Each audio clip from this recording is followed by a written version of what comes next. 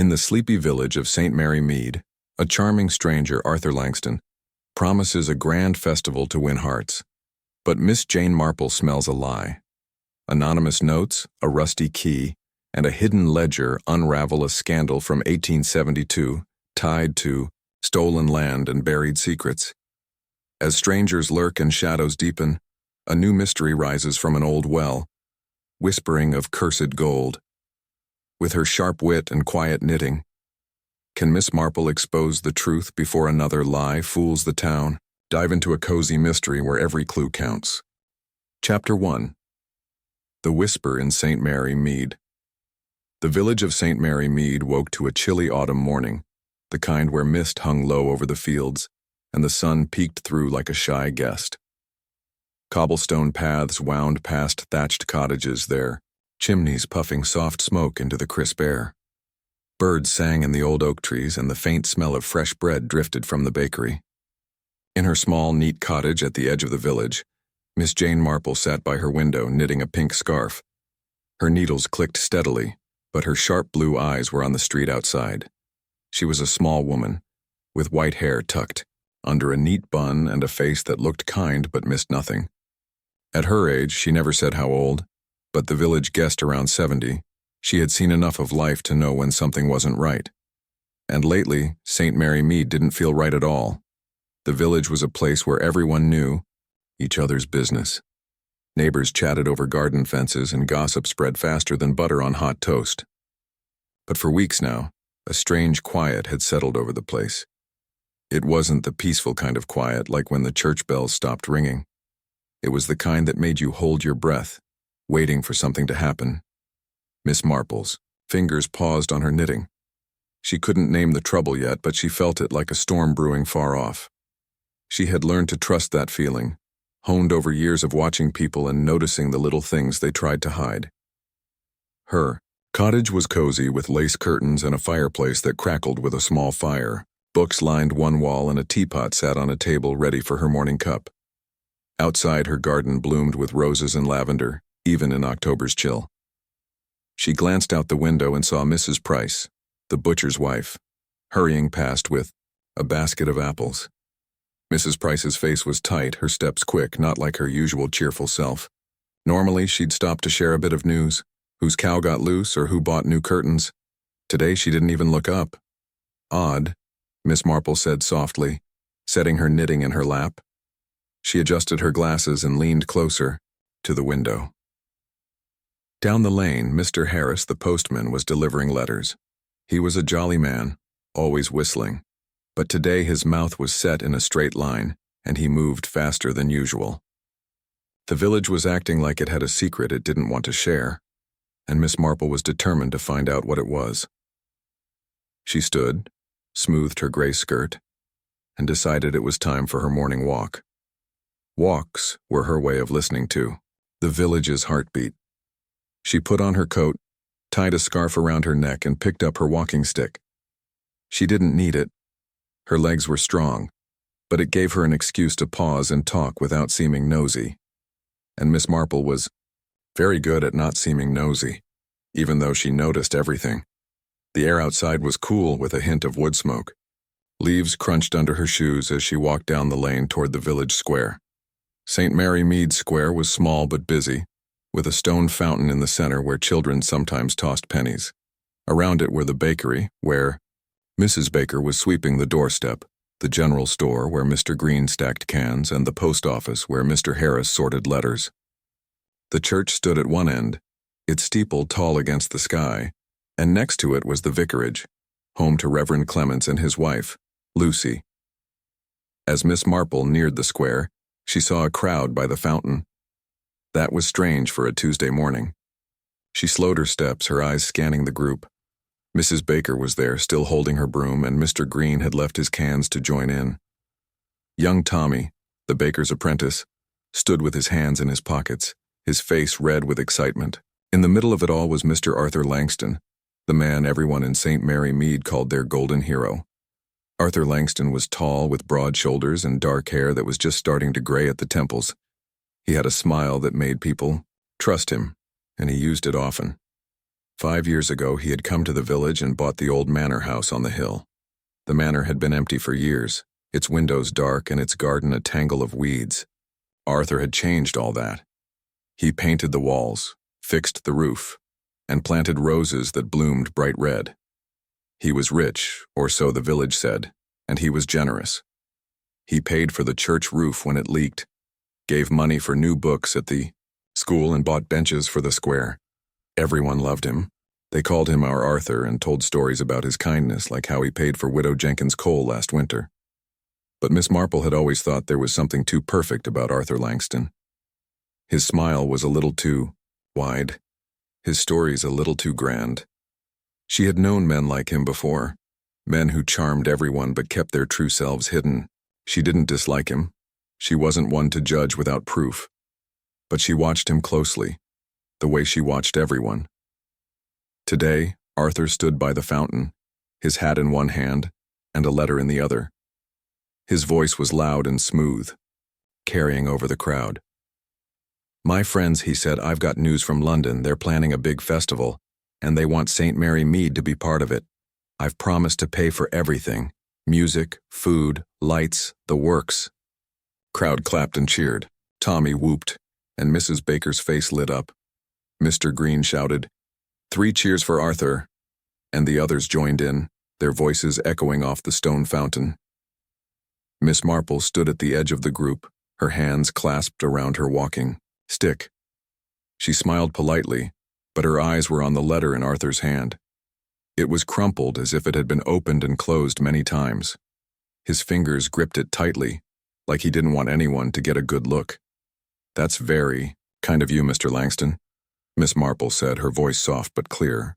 The crowd hushed a little, and Arthur turned to her. His smile stayed in place, but his eyes flickered just for a moment. "Why, Miss Marple," he said, "I didn't see you there. Just doing my part for our little village." "Of course," she said, nodding. "A festival sounds wonderful, and that letter, it must be important coming all the way from London." Arthur's smile tightened just a bit. "Oh, just business," he said, tucking the letter into his coat pocket. "Nothing to bother you with." Miss Marple nodded again, her face all sweetness. But her mind was busy. "A letter from London," he said. Why was it crumpled? And why did he look nervous when she mentioned it? She didn't push him. She never did. Instead, she turned to Mrs. Baker. "Will you make your famous apple tarts for the festival, Mrs. Baker?" Mrs. Baker blushed. "Oh, I suppose I could if there's time. Arthur's giving us so little notice." The crowd laughed, and the moment passed. Arthur tipped his hat and said he had to get back to the manor. The others started to drift away, talking about the festival. Miss Marple stayed by the fountain, watching Arthur's tall figure head down the lane. He walked faster than usual, his shoulders stiff, his hand still in his pocket where the letter was. "Very interesting," Miss Marple said to herself. She continued her walk, stopping at the bakery to buy a loaf of bread. Mrs. Baker was full of talk about the festival, her hands busy wrapping the bread in brown paper. "It'll be grand," she said. "Arthur's promised a band from London and fireworks. He's done so much for us." "He has," Miss Marple said. "Does he ever talk about his life before St. Mary Mead? Where all that money comes from, I mean?" Mrs. Baker frowned, thinking. "Not much. Says he was in business in London. Trading. Goods, I think. He doesn't like to brag." "Of course," Miss Marple said, but she thought, he doesn't like to talk about it at all. That was a piece of the puzzle.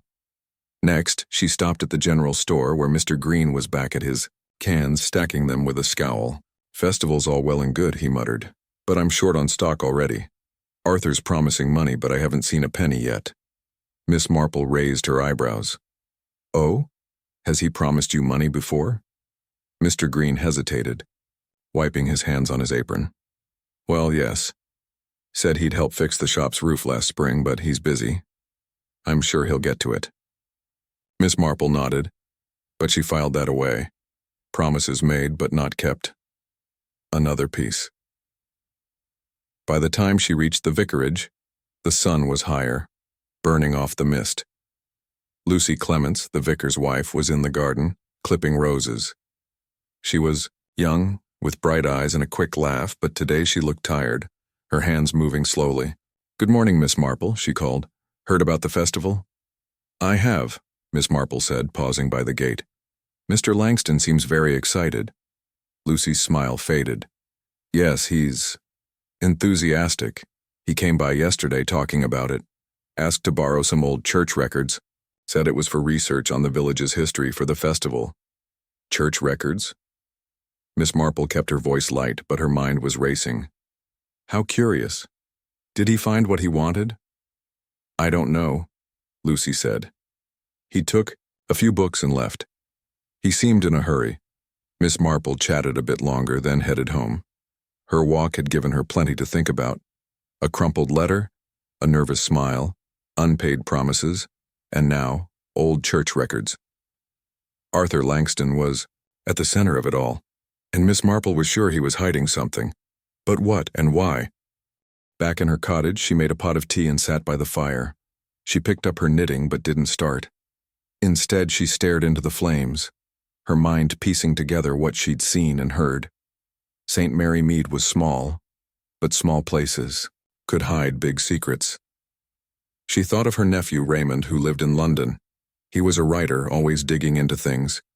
Maybe he could learn more about Arthur's past. She reached for her writing paper and pen.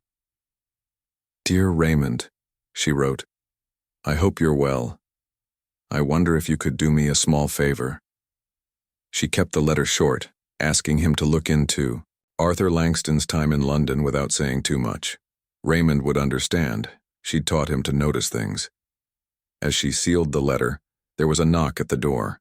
It was Tommy, the baker's apprentice, his cap in his hands. "Miss Marple," he said, his voice low. "I heard something odd today, about Mr. Langston. Can I talk to you?" Miss Marple smiled. "Of course, Tommy. Come in and have some tea." Tommy stepped inside, his boots scuffing the rug. He was a lanky boy, barely 16, with freckles and a habit of talking fast when he was nervous. Miss Marple poured him a cup of tea and sat him down by the fire. "Now, Tommy," she said, "what's this about Mr. Langston?" Tommy glanced at the door as if afraid someone might hear. "I was at the bakery this morning before the crowd at the square. A man came in, not from here. He was asking about Mr. Langston, said he knew him from London." Miss Marple's eyes sharpened, but her voice stayed gentle. "Did he say anything else?" Tommy nodded. "He didn't buy anything, just asked if Mr. Langston still lived at the manor. I said yes, and he got this funny look like he was mad. Then he left, quick-like. I didn't tell Mrs. Baker, she'd say I was making it up." "You did right to tell me," Miss Marple said. "What did this man look like?" "Older," Tommy said. "Gray hair, thin face, wore a dark coat, a bit shabby. He had a scar on his cheek, right here." He pointed to his own face. Miss Marple nodded, storing the details away. A stranger from London asking about Arthur with a scar and a bad temper. Another piece of the puzzle. She gave Tommy a biscuit and sent him on his way, telling him to keep his eyes open but not to gossip. Tommy promised, his face serious, and scurried back to the bakery. Alone again, Miss Marple sipped her tea. The fire crackled and the room was warm, but her thoughts were on the cold edges of the mystery. She didn't like how Arthur's name kept coming up, tied to little oddities. The letter, the records, the stranger, the unpaid promises, it all pointed to something hidden.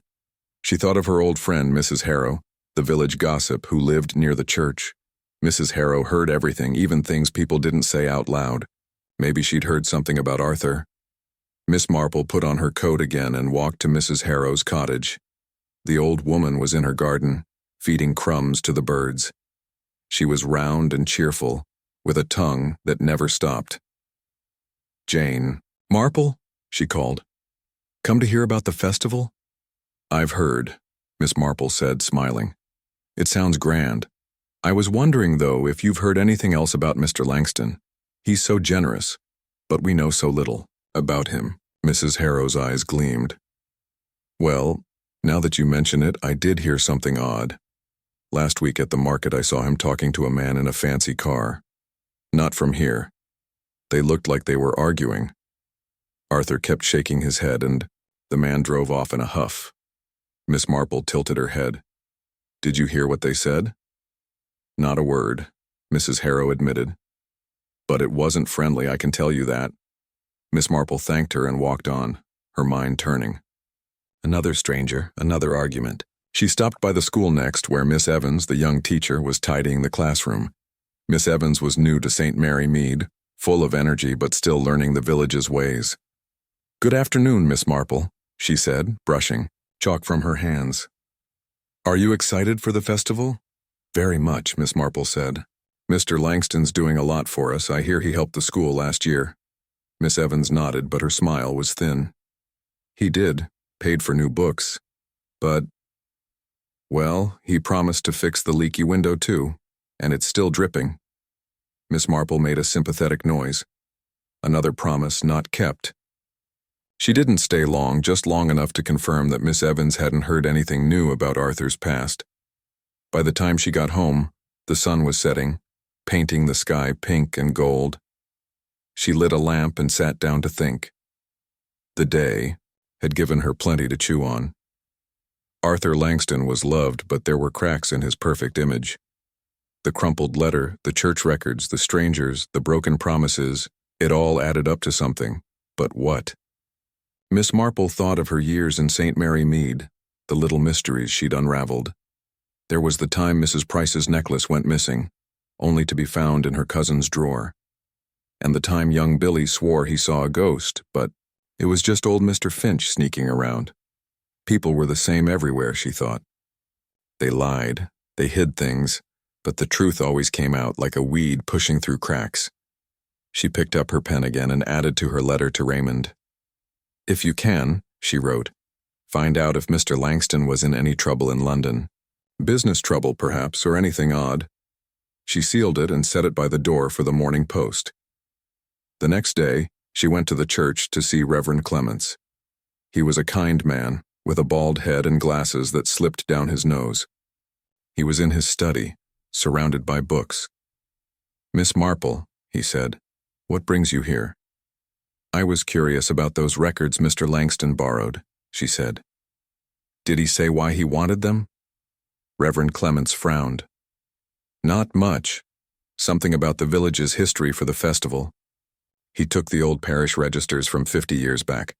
I haven't seen them since. Miss Marple's heart quickened, but she kept her face calm.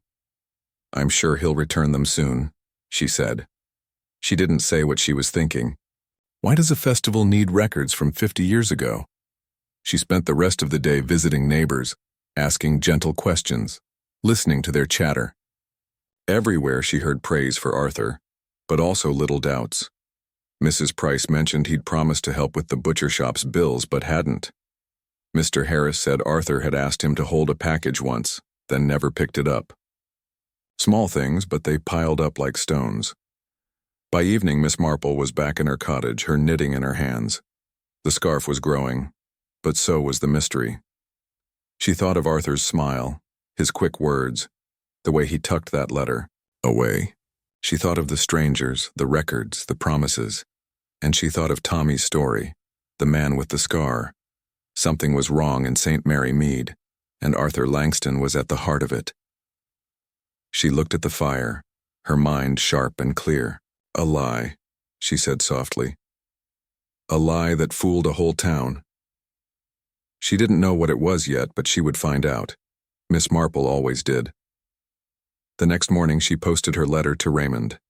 As she walked back from the post office, she saw Arthur in the square again, talking to a group of villagers. His smile was as bright as ever, but Miss Marple noticed something new, a faint shadow under his eyes like he hadn't slept.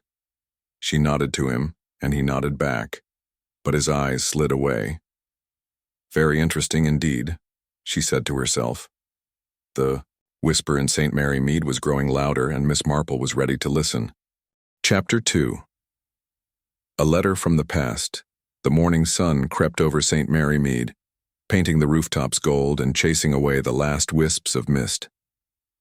Miss Jane Marple sat at her small kitchen table, a cup of tea steaming beside her. Her knitting lay, untouched, the pink scarf forgotten for now. In her hands was a letter, not the one she'd sent to her nephew Raymond, but a new one, delivered just an hour ago by Mr. Harris, the postman. It was old, its edges yellowed, the ink faded, but still readable. The envelope bore no return address, only her name in a shaky, unfamiliar hand. Miss Marple's blue eyes were sharp as she read it again, her mind turning over each word like a puzzle piece. The letter was short, but it carried weight. "Dear Miss Marple," it began. "You don't know me, but I know you see things others miss. There's a lie in St. Mary Mead, and it's tied to Arthur Langston. Look to his past before he came here. The truth is in the shadows." It was signed only with a single letter. W. Miss Marple set the letter down, her lips pursed. She didn't like anonymous letters. They were sneaky things, often more trouble than they were worth. But this one rang true to the unease she'd felt since yesterday. Arthur Langston, with his wide smile and crumpled letter, was hiding something, and now someone else knew it too. She folded the letter and tucked it into her pocket, glancing out the window. The village was waking up. Mrs. Price was sweeping her doorstep, and Tommy, the baker's apprentice, was hauling flour sacks into the bakery. Miss Marple thought of Tommy's story from yesterday about the scarred man asking for Arthur, and now this letter, pointing to Arthur's past. The pieces were piling up, and she needed to sort them. She put on her coat and scarf, grabbed her walking stick, and stepped outside. The air was crisp with the sharp bite of autumn. Leaves swirled across the lane, and the church bells rang softly, calling folks to the morning service. Miss Marple decided to start her day at the vicarage, where Lucy Clements might know more about those church records Arthur had borrowed. If he was digging into the village's past, she wanted to know why. The vicarage was a tidy house with ivy climbing its walls and a garden full of late-blooming roses.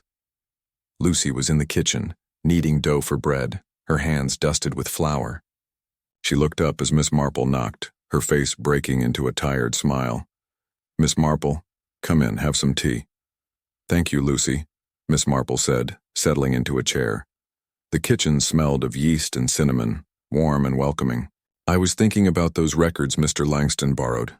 Did he say anything more about what he needed them for?" Lucy frowned, wiping her hands on her apron. "Not really. He said it was for the festival to make a display about the village's history. But he was odd about it. Kept asking about families who lived here years ago, like the Thompsons and the Grays. I told him the records go back 100 years, but he only wanted the ones from the 1870s. Miss Marple tilted her head, her face curious but calm. "The 1870s? That's a long time ago for a festival display." "That's what I thought," Lucy said. "He took 3 big books, heavy old things, and promised to bring them back. But he hasn't yet." Miss Marple nodded, sipping her tea. "The 1870s, 50 years ago. Why was Arthur so interested in that time?" She thought of the anonymous letter in her pocket, urging her to look to his past.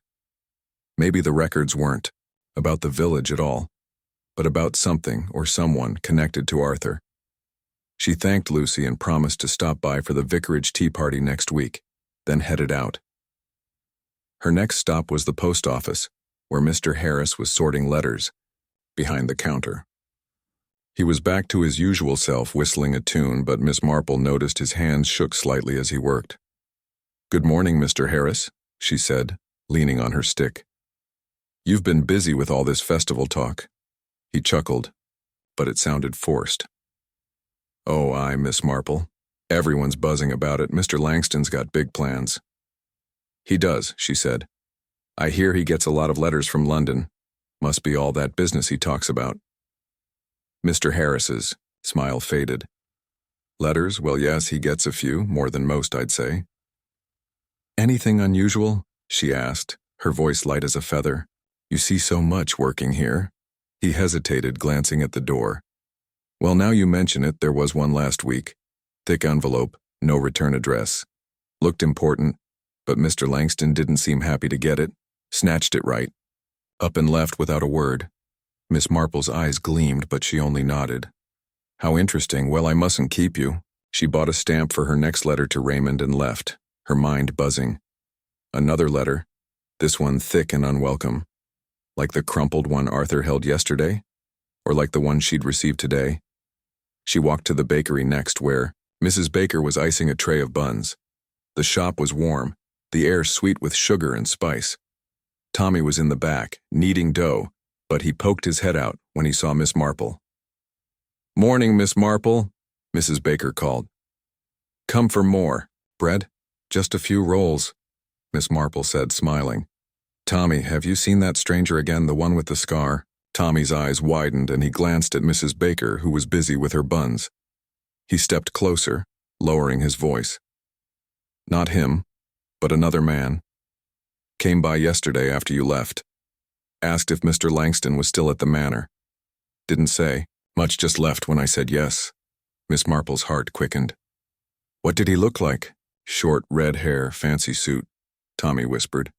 "Had a city accent like from London." She gave him a nod and a penny for his trouble, then took her rolls and left. Two strangers now, both asking about Arthur, both from London. She thought of the anonymous letter again, its warning about Arthur's past. The village was full of whispers and they were getting louder. Back home, Miss Marple sat by her fire, the letter from W in her hands. She read it once more, then set it aside and picked up her knitting. The needles clicked, but her mind was elsewhere. She thought of Arthur's smile, the way it never reached his eyes.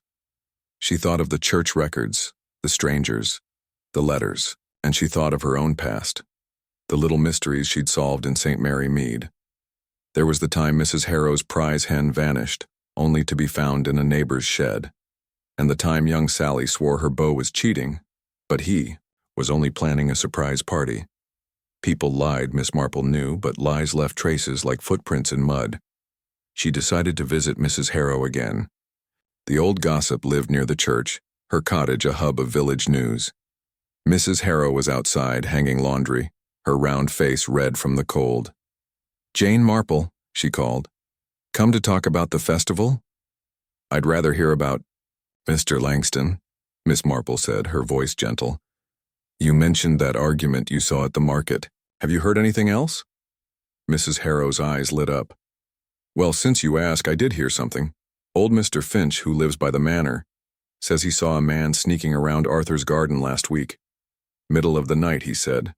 Thought it was a thief, but the man ran off." Miss Marple's fingers tightened on her stick. "Did Mr. Finch see his face?" "No. Too dark," Mrs. Harrow said. "But he said the man was tall, wearing a long coat. Could have been that fellow from the market or someone else." Miss Marple thanked her and walked on, her mind racing. A man in Arthur's garden, strangers asking questions, old records, and now her mysterious letter.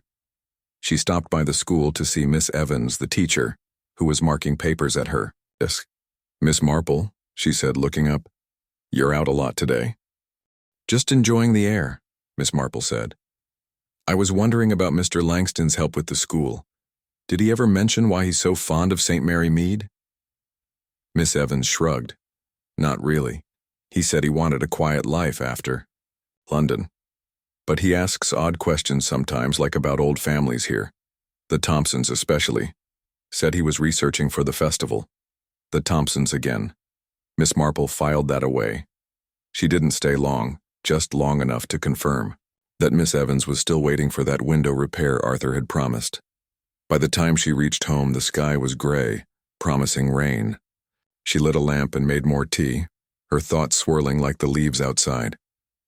The anonymous letter sat on her table, its words echoing in her mind. "The truth is in the shadows." She thought of Arthur's past, the one he never talked about. Was he running from something? Hiding something? She remembered a story from years ago about a man in a nearby village who claimed to be a rich merchant, but turned out to be a crook. He'd fooled everyone, just like Arthur was fooling St. Mary Mead, or was he? She wrote another letter to Raymond, adding to her earlier one. "Dear Raymond," she wrote, "please look for anything about Arthur Langston in London, especially from the 1870s. Business dealings, family ties, anything odd. She sealed it and set it by the door. As evening fell, there was a knock. It was Tommy again, his face pale under his cap. "Miss Marple," he whispered. "I saw that scarred man again. He was by the manor, watching it from the trees. I think he's looking for Mr. Langston." Miss Marple's eyes narrowed. "Did he see you?" Tommy shook his head. "I was careful, but he looked angry, like he wants trouble." She gave him a biscuit and sent him home, telling him to stay safe. Alone again, she sat by the fire, the letter from W in her lap. The village was buzzing with secrets, and Arthur Langston was at the heart of them. She thought of the church records, the strangers, the promises, the man in the garden, and she thought of her letter, urging her to look to the past. The rain began to fall, tapping the windows. Miss Marple's knitting needles clicked, slow and steady. "A lie that fooled a whole town," she murmured. She didn't know the whole truth yet, but she was getting closer. The shadows were starting to lift. Chapter 3. Shadows on the Vicarage Wall. The rain had stopped by morning, leaving St. Mary Mead damp and gleaming under a pale sun. Puddles dotted the cobblestone lanes, reflecting the gray sky. Miss Jane Marple stood at her cottage door, her gray coat buttoned tight, and her scarf knotted neatly. In her pocket was the second anonymous note, slipped under her door last night. It was even shorter than the first. "Beware the manor. The lie grows." Like the first, it was signed only with a W. Miss Marple's blue eyes were sharp, as she tucked her walking stick under her arm and stepped into the chilly air. The note's warning echoed in her mind, but she wasn't one to scare easily. If there was trouble at Arthur Langston's manor, she meant to find it. St. Mary Mead was quiet, the kind of quiet that follows a storm, when everyone stays inside to dry off. But Miss Marple knew quiet could hide secrets, and she was determined to listen for them. Her walk today would take her past the vicarage again, but her real goal was the manor on the hill. She wanted to see Arthur's home up close, to look for the shadows the note spoke of. Her steps were slow but steady, her stick tapping the ground, giving her an excuse to pause and observe. The village square was empty, the fountain dripping from last night's rain. Mrs. Baker's bakery was open, the smell of fresh bread spilling out, but no one lingered outside. Miss Marple passed the general store where Mr. Green was sweeping the doorstep, his face still grumpy from yesterday. She waved, but he only nodded, his eyes on his broom. She didn't stop. She had bigger fish to fry today. The vicarage came into view, its ivy-covered walls catching the morning light. As she approached, she saw Lucy Clements in the garden, not clipping roses this time, but staring at the vicarage wall, her hands on her hips. Miss Marple slowed, her eyes narrowing. Something was wrong. She called out, "Good morning, Lucy. Is everything all right?" Lucy turned, her face pale. "Oh, Miss Marple, I didn't see you. Well, look at this." She pointed to the vicarage wall, where the ivy had been pulled back. There, scrawled in chalk, was a single word. Liar. The letters were big and uneven, as if written in a hurry. Miss Marple's heart quickened, but her voice stayed calm. "How strange. When did you find this?" "This morning," Lucy said, wringing her hands. "I came out to check the roses, and there it was. Who would do such a thing?" Miss Marple stepped closer, studying the chalk marks. They were fresh, the edges sharp, not yet blurred by the damp air. "Have you told the Reverend?" she asked. "Not yet," Lucy said. "He's at the church, preparing for Sunday. I didn't want to worry him." Miss Marple nodded, her mind racing. Liar on the vicarage wall and a note warning of a lie at the manor. It was no coincidence, not with Arthur Langston borrowing church records and strangers lurking about. She thought of Tommy's story about the scarred man watching the manor, and the red-haired man in the fancy suit. Were they connected to this? She patted Lucy's arm. "Best clean it off before anyone else sees. And don't worry, I'll keep an eye out." Lucy managed a weak smile. "Thank you, Miss Marple, you're always so calm." Miss Marple didn't feel calm, but she was good at hiding it. She left the vicarage and turned toward the manor, her stick tapping a steady rhythm. The manor stood on a hill just outside the village, its stone walls tall and grand. Its windows gleamed, and the roses Arthur had planted bloomed red against the gray stone. But today the place felt less welcoming, as if it held secrets behind its polished facade. As she climbed the hill, she saw old Mr. Finch, who lived in a small cottage nearby. He was in his garden raking leaves, his hat pulled low. Miss Marple stopped by his gate. "Good morning, Mr. Finch," she called. "You must have a fine view of the manor from here." Mr. Finch looked up, his wrinkled face suspicious. "Aye, too fine sometimes. Saw that man again last night sneaking about Arthur's garden. Tall fellow, long coat. Same one I told Mrs. Harrow about." Miss Marple's eyes sharpened. "Did you see his face this time?" Mr. Finch shook his head. "Too dark. But he was near the manor's back gate poking around. Ran off when my dog barked." "Thank you, Mr. Finch," she said. "You've got sharp eyes." She moved on, her mind buzzing.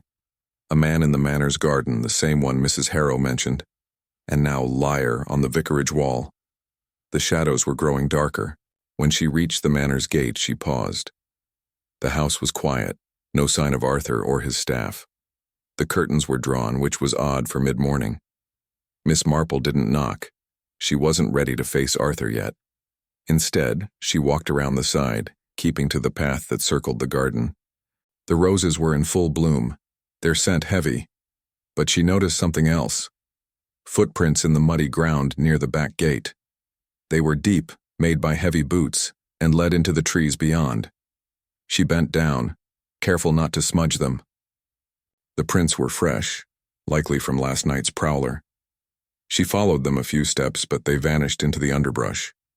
Whoever it was knew how to disappear. Miss Marple straightened, her lips pursed. She didn't like this, not one bit. Back in the village, she stopped at the pub, the Blue Boar, where Tom the barkeep was polishing glasses. The pub was quiet, only a few farmers sipping tea at the tables. "Morning, Miss Marple," Tom said, his grin wide. "Come for a cuppa?" "Just a quick one," she said, settling at the counter. "I hear Mr. Langston's been busy with this festival. Does he ever stop by?" Tom nodded, pouring her tea. "Oh, aye. He was here 2 nights ago on the phone in the back. Sounded upset, kept his voice low, couldn't hear much, but he mentioned something about keeping it quiet and no one must know." Miss Marple sipped her tea, her face innocent. "How curious. Did he say anything else?" "Not to me," Tom said. "Left in a hurry after the call. Looked like he'd seen a ghost." She thanked him and left, her mind turning over Tom's words. Arthur, upset on the phone, talking about secrets. It fit with the letter, the footprints, the chalk on the wall. She decided to visit Widow Jenkins next, who lived near the church and knew the village's history better than most. Widow Jenkins was old, her hair white as snow, but her memory was sharp. She was in her parlor knitting a blanket when Miss Marple knocked. "Come in, Jane," Widow Jenkins said, her voice creaky but warm. "Heard about the festival?" "Everyone has," Miss Marple said, sitting down. "I was wondering about the Thompsons, the family Mr. Langston asked about. You've lived here forever, do you remember them?" Widow Jenkins's eyes narrowed. "The Thompsons? Oh, yes. Wealthy folk, owned half the land around here back in the 1870s. Left sudden-like, after some trouble. No one talks about it much, but there was a scandal. Something about money gone missing and a son who ran off." Miss Marple's heart skipped. "A son? Did he ever come back?" "Not that I know," Widow Jenkins said. "Why's Arthur asking about them?" "Just curious," Miss Marple said, smiling. But her mind was racing. A scandal, missing money, a son who vanished, all from the 1870s when Arthur was digging into the church records. Was he connected to the Thompsons? She thanked Widow Jenkins and promised to bring her some of Mrs. Baker's rolls tomorrow. Back home, Miss Marple lit her fire and sat with her knitting. The anonymous notes lay on her table, their words sharp in her mind. Look to his past. The lie grows. She thought of the chalked word, liar, the footprints, the strangers, and now the Thompsons, with their old scandal. She remembered a case years ago in another village, where a man pretended to be someone he wasn't to claim an inheritance. Was Arthur doing something like that? Or was it something darker? She wrote another letter to Raymond, her pen moving quickly. "Dear Raymond," she wrote, "please check if Arthur Langston has any ties to the Thompson family, from St. Mary Mead or London, around the 1870s. Look for scandals or missing money." She sealed it, her hands steady but her mind alive with possibilities. As evening fell, there was a knock. It was Lucy Clements, her face pale. "Miss Marple," she said, "I cleaned that chalk off the wall, but there's something else. I found this, tucked behind the ivy." She held out a small folded paper. It was another note in the same shaky hand as the others. It read, "The manor hides the truth. Watch him." Miss Marple took the note, her eyes gleaming. "Thank you, Lucy. Don't tell anyone about this, not even the Reverend." Lucy nodded, her hands twisting her apron. "I won't. But I'm scared, Miss Marple. What's going on?" "Nothing we can't handle," Miss Marple said, her voice firm. She sent Lucy home with a kind word and closed the door. The note joined the others on her table. 3 notes now, all pointing to Arthur, all warning of a lie. She thought of the manor, the footprints, the phone call, the Thompsons. The shadows on the vicarage wall were spreading, and she was determined to find their source. Chapter 4. Tea and Suspicion. The afternoon sun hung low over St. Mary Mead, casting long shadows across the village. Miss Jane Marple sat in her cottage, her knitting needles still for once, as she sipped a cup of tea and studied the 3 anonymous notes on her table. Each one pointed to Arthur Langston and a lie that seemed to grip the village tighter every day. The first urged her to look to his past. The second warned of danger at the manor, and the third, found by Lucy Clements behind the vicarage ivy, spoke of truth hidden there. Miss Marple's blue eyes were sharp, her mind piecing together the clues. The crumpled letter Arthur held, the church records from the 1870s, the strangers asking questions, the word liar chalked on the vicarage wall, and footprints in the manor's garden. Something was wrong, and today she meant to get closer to it. Arthur Langston had invited the village to a tea at the manor, a grand event to plan the festival he'd promised. Miss Marple saw it as her chance to see the manor's insides and watch Arthur up close. She put on her best hat, a neat gray one with a small feather, tucked the latest note into her pocket and grabbed her walking stick. The air outside was cool, with a breeze that rustled the fallen leaves. The lane to the manor was quiet, but she noticed fresh tire marks in the mud, deep and wide, like from a heavy car. She paused, memorizing their pattern, then continued up the hill. The manor stood tall, its stone walls gleaming in the sunlight. The roses Arthur had planted glowed red, but Miss Marple's eyes were on the windows, some still curtained despite the hour. A few villagers were already arriving, Mrs. Baker with a tray of scones, Mr. Green grumbling about the walk, and young Tommy tagging along to help. Miss Marple joined them at the gate, her smile gentle but her gaze sharp. Arthur greeted them, at the door, his smile as wide as ever. "Welcome, friends," he called, his voice smooth.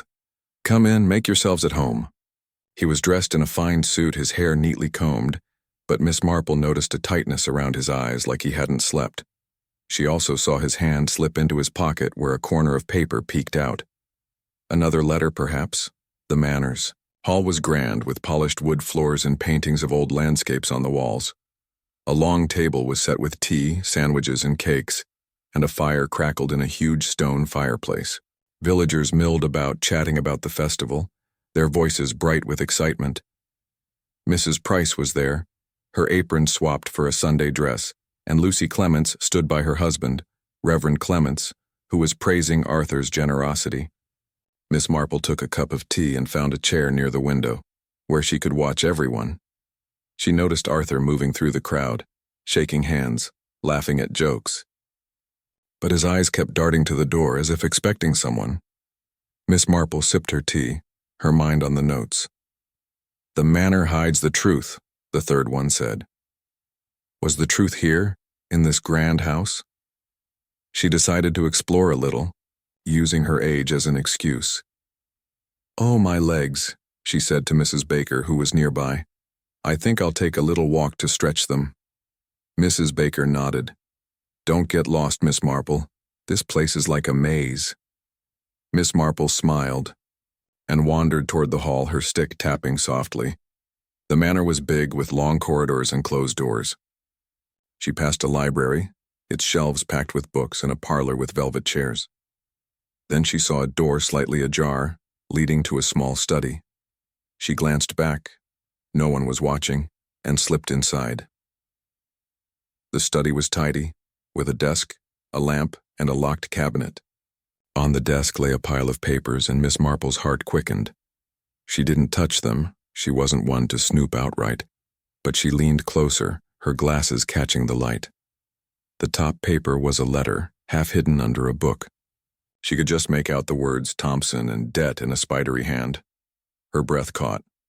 The Thompsons again, the family, Widow Jenkins said, had left St. Mary Mead after a scandal in the 1870s. Before she could read more, she heard footsteps and stepped back, her face innocent, as Arthur appeared in the doorway. "Miss Marple," he said, his smile quick but strained. "Lost your way?" "Oh, dear me," she said, clutching her stick. "These old legs wander. Such a lovely house, Mr. Langston. So many rooms." He laughed, but it sounded forced. "Let me guide you, back to the tea." He took her arm, his grip a little too firm, and led her out. Miss Marple didn't resist, but her mind was racing. A letter about the Thompsons, in Arthur's study. Was he tied to their old scandal? And why was he so quick to get her away? Back in the hall, the tea party was in full swing. Tommy was passing out scones, his eyes meeting Miss Marple's for a moment. She gave him a tiny nod, signaling him to keep watch. She settled back in her chair, listening to the chatter. Mrs. Price was talking about the festival's food, saying Arthur had promised to pay for everything.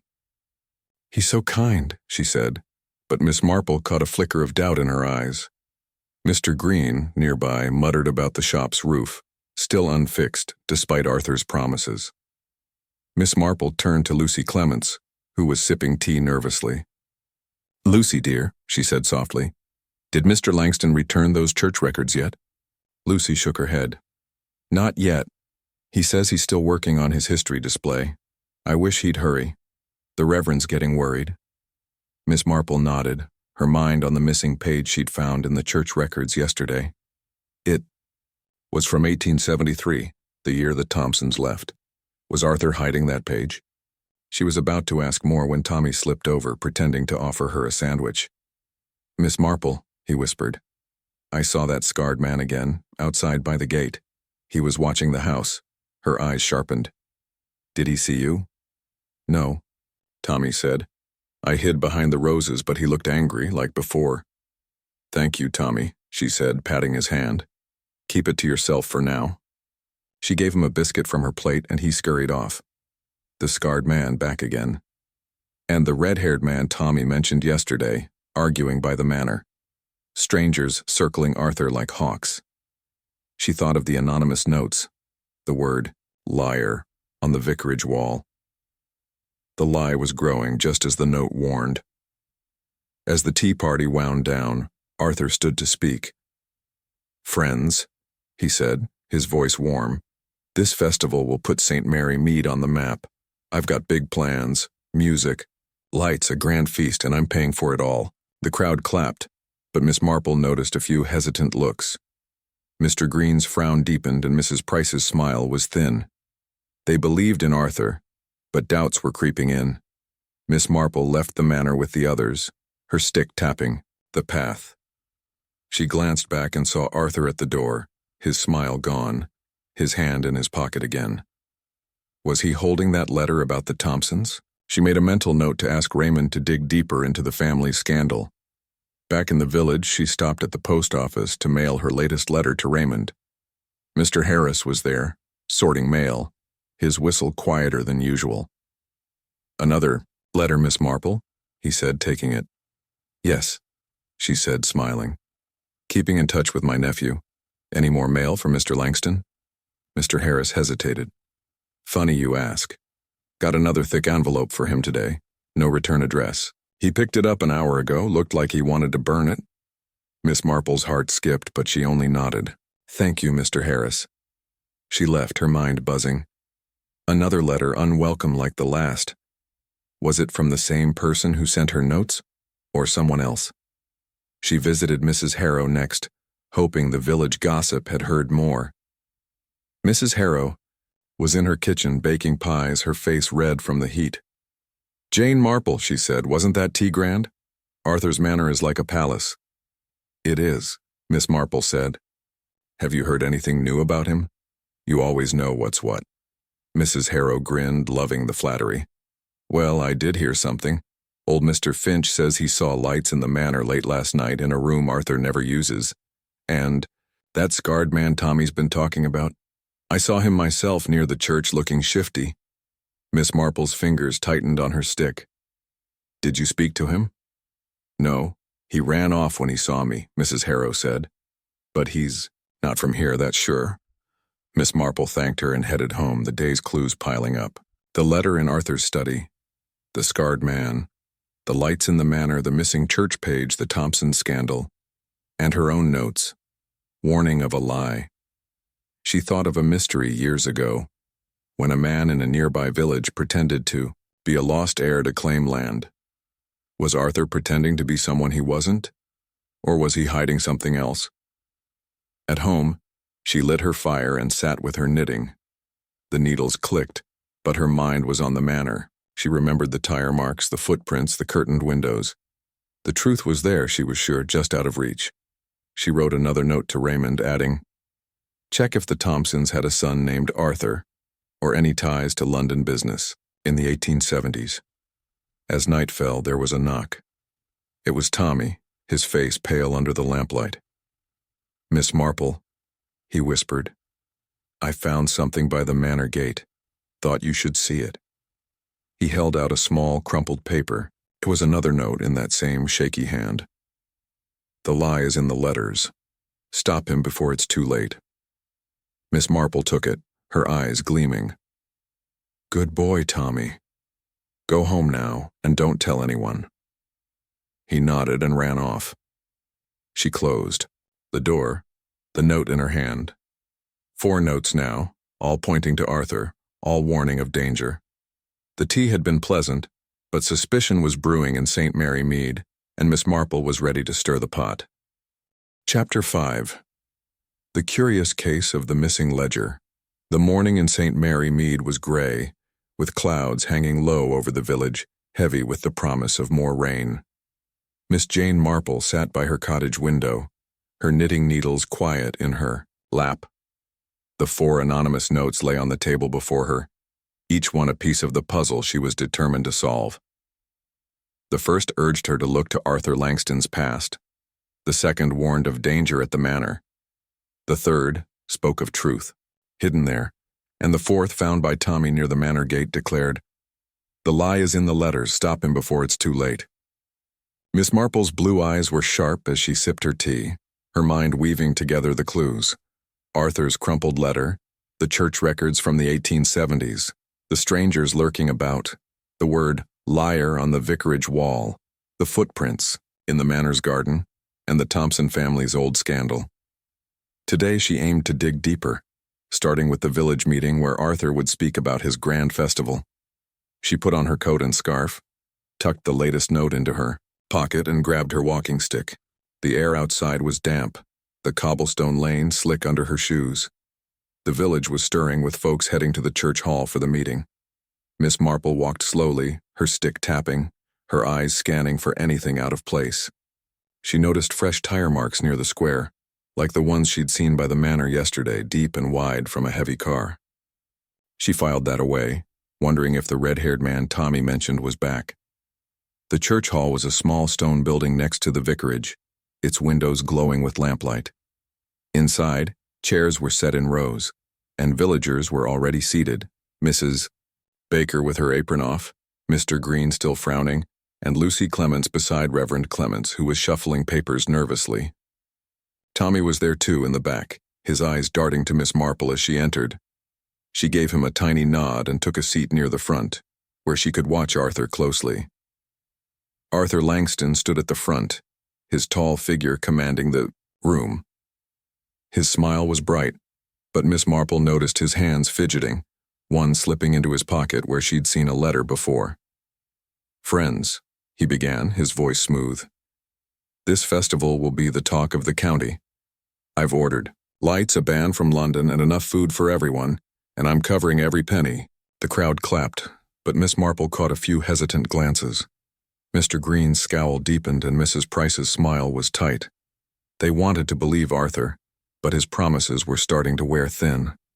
Miss Marple leaned forward, her face polite but her eyes sharp. "Mr. Langston," she called, her voice soft. "That's so generous. Have you sorted out the festival's accounts yet? It must be a lot of work." Arthur's smile faltered just for a moment. "Accounts? Oh, I've got a ledger for all that, Miss Marple. Nothing to worry about."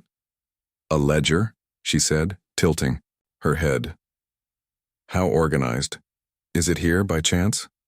I'm sure we'd all love to see how you're managing such a big event." The room went quiet. Arthur's hand tightened in his pocket. "It's at the manor," he said quickly. "Bit of a mess, not ready to show yet." He laughed, but it sounded forced, and he changed the subject to the festival's music. Miss Marple sat back, her mind buzzing. "A ledger," he said, "but why did he look so nervous?" She thought of the anonymous note about letters and lies. Was the ledger part of it? She remembered a case years ago when a shopkeeper in St. Mary Mead fudged his books to hide stolen money. Was Arthur hiding something in his ledger? After the meeting, the villagers lingered, chatting about the festival. Miss Marple slipped over to Tommy, who was stacking chairs. "Any sign of our friends?" she whispered, meaning the scarred man and the red-haired man. Tommy nodded, his voice low. "Saw the red-haired one this morning near the post office. He was talking to someone in a car, same kind of tire marks you saw. Looked like they were arguing." Miss Marple's eyes gleamed. "Good boy, Tommy. Keep watching, but stay safe." She gave him a penny and moved on, her thoughts on the tire marks. Were they tied to the strangers, or to Arthur's mysterious letters? She decided to visit the church next, to check the records again. Reverend Clements was in his study, looking worried. "Miss Marple," he said, "I'm glad you're here. I checked the records after you asked yesterday. One's missing, not just a page, but a whole ledger from 1872. It's gone." Miss Marple's heart skipped. "Gone? Since when?" "I don't know," he said, pushing up his glasses. "Arthur borrowed those books, but I thought he took 3. Now I can't find the 1872 ledger at all." She kept her face calm, but her mind was racing. A missing ledger from the 1870s, the same time as the Thompson scandal. Was Arthur behind it? She thanked the Reverend and promised to keep an eye out, then headed to the post office to see Mr. Harris. Mr. Harris was sorting mail, his whistle faint. "Another letter for your nephew, Miss Marple?" he asked, seeing her. "Not today," she said, smiling. "I was wondering about Mr. Langston's mail. Any more thick envelopes?" He hesitated, glancing around. "Funny you ask. Got another one this morning. No return address." He grabbed it quick, like he didn't want me to see. Miss Marple nodded, filing it away. Another letter like the one he'd snatched before. She thought of her own anonymous notes, signed with a W. Were they from the same person? She thanked Mr. Harris and left, her stick tapping as she walked to Mrs. Harrow's cottage. Mrs. Harrow was in her garden feeding birds. "Jane Marple," she called. "Heard about the meeting? Arthur's festival sounds grand." "It does," Miss Marple said. "Have you heard anything else about our friend at the manor?" Mrs. Harrow's eyes lit up. "Well, now you mention it, I did. Old Mr. Finch saw lights in the manor again last night in that back room, and he heard voices like an argument. Couldn't make out the words, but it wasn't friendly." Miss Marple's fingers tightened on her stick. "Did he see anyone?" "No, just shadows," Mrs. Harrow said. "But he's sure it was 2 men, one tall, one shorter. Sounded like trouble." Miss Marple thanked her and headed home, her mind spinning. A missing ledger, more letters, Voices in the manor, tire marks, strangers. And the Thompsons. Always the Thompsons. She thought of Widow Jenkins's story about their scandal, missing money, a son who ran off. Was Arthur that son, or tied to him? She remembered a mystery from years ago where a man hid his past to claim a fortune. Was Arthur doing the same? At home, she lit her fire and sat with her knitting. The notes lay on her table, their warnings sharp in her mind. The lie is in the letters. She thought of Arthur's ledger, the one he wouldn't show. Was it at the manor, hiding the truth? She wrote to Raymond again, her pen quick.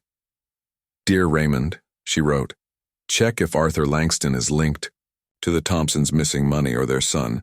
Look for any ledgers or debts from 1872.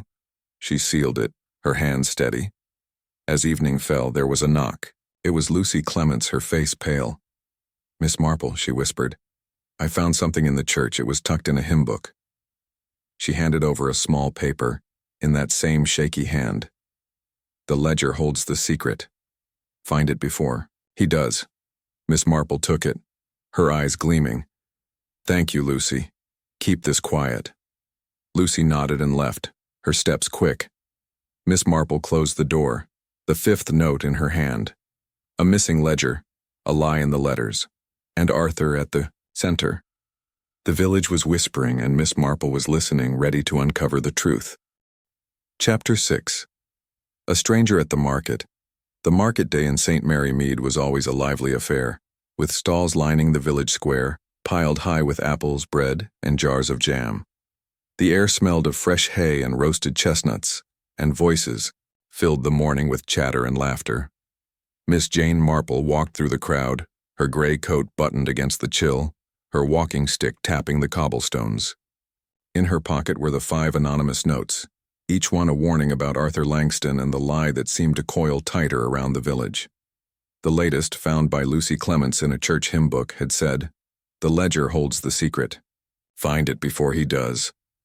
Miss Marple's blue eyes were sharp, scanning the faces around her, looking for the strangers Tommy had described, the scarred man and the red-haired man in the fancy suit. Today she hoped the market's bustle would loosen tongues and reveal more clues. She carried a basket for shopping, an excuse to linger and listen. The notes, the missing church ledger from 1872, the word liar on the vicarage wall, the footprints by the manor, and the Thompson family's scandal all pointed to Arthur. His nervous smile at the manor tea, the letter about the Thompsons, in his study and his talk of a festival ledger he wouldn't show, they all added up. Miss Marple thought of the tire marks by the manor, the late-night voices Mr. Finch heard, and the thick envelopes Mr. Harris saw Arthur snatch. Something was hidden, and she was determined to find it. Her first stop was Mrs. Baker's stall, where the baker was selling loaves and scones. Morning, Miss Marple, Mrs. Baker called, her face red from the cold. Got some fresh rolls today, just for you. Thank you, Miss Marple said, picking out a few. The market's busy. Any new faces around? Mrs. Baker leaned closer, her voice low. Funny you ask. There's a man I don't know over by the apple stall. Tall, gray hair, scar on his cheek. Been asking about Mr. Langston. Miss Marple's heart quickened, but her face stayed calm. Oh? What did he say? Just wanted to know if Arthur still lived at the manor, Mrs. Baker said.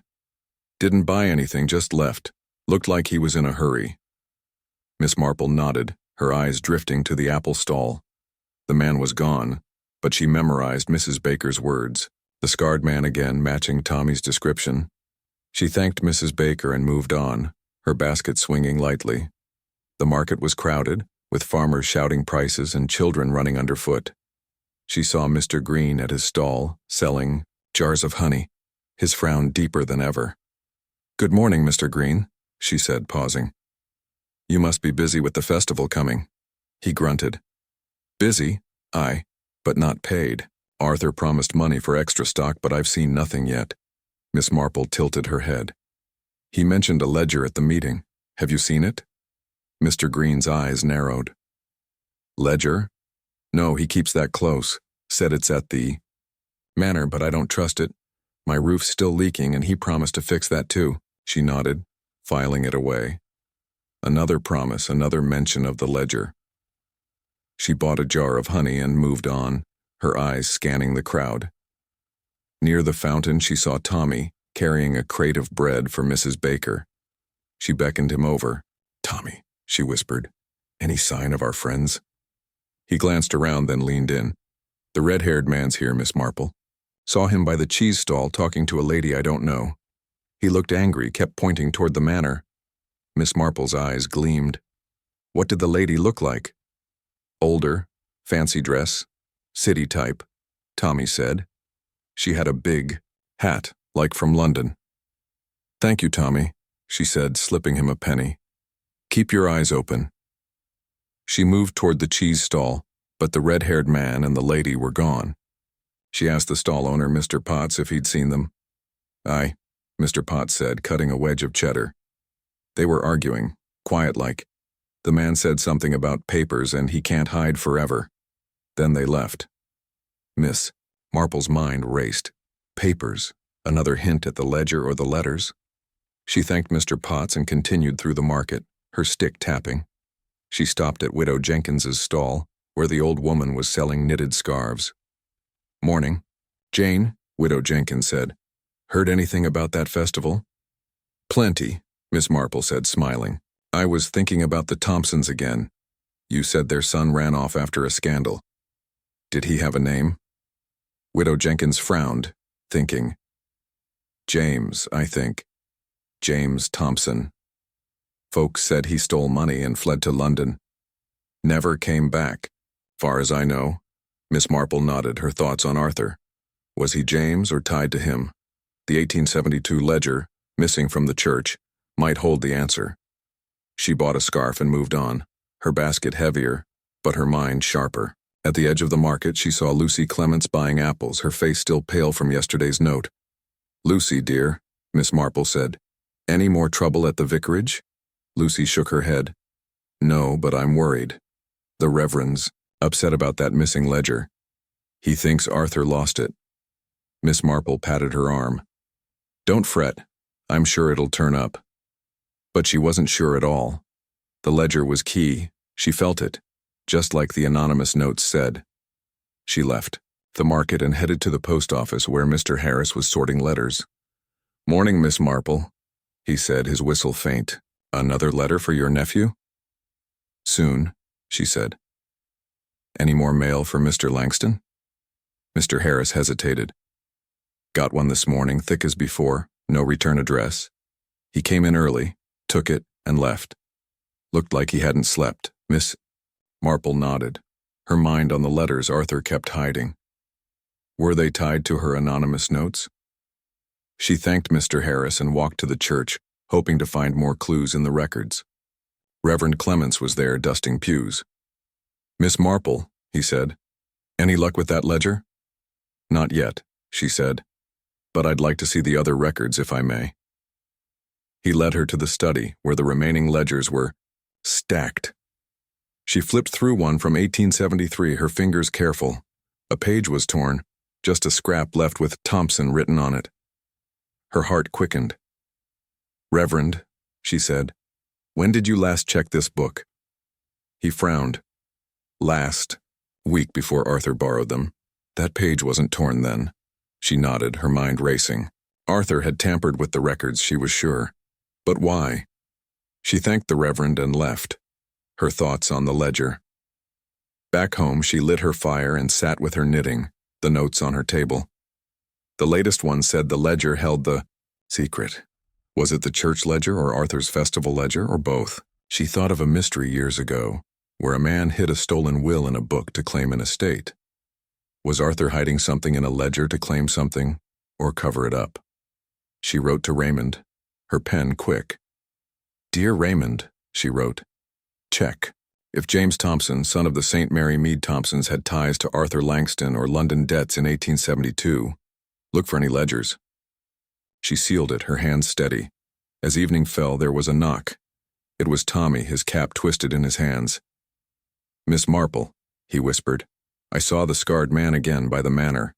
He dropped this." He held out a small key, old and Rusty. Miss Marple took it, her eyes gleaming. Good boy, Tommy. Don't tell anyone. He nodded and ran off.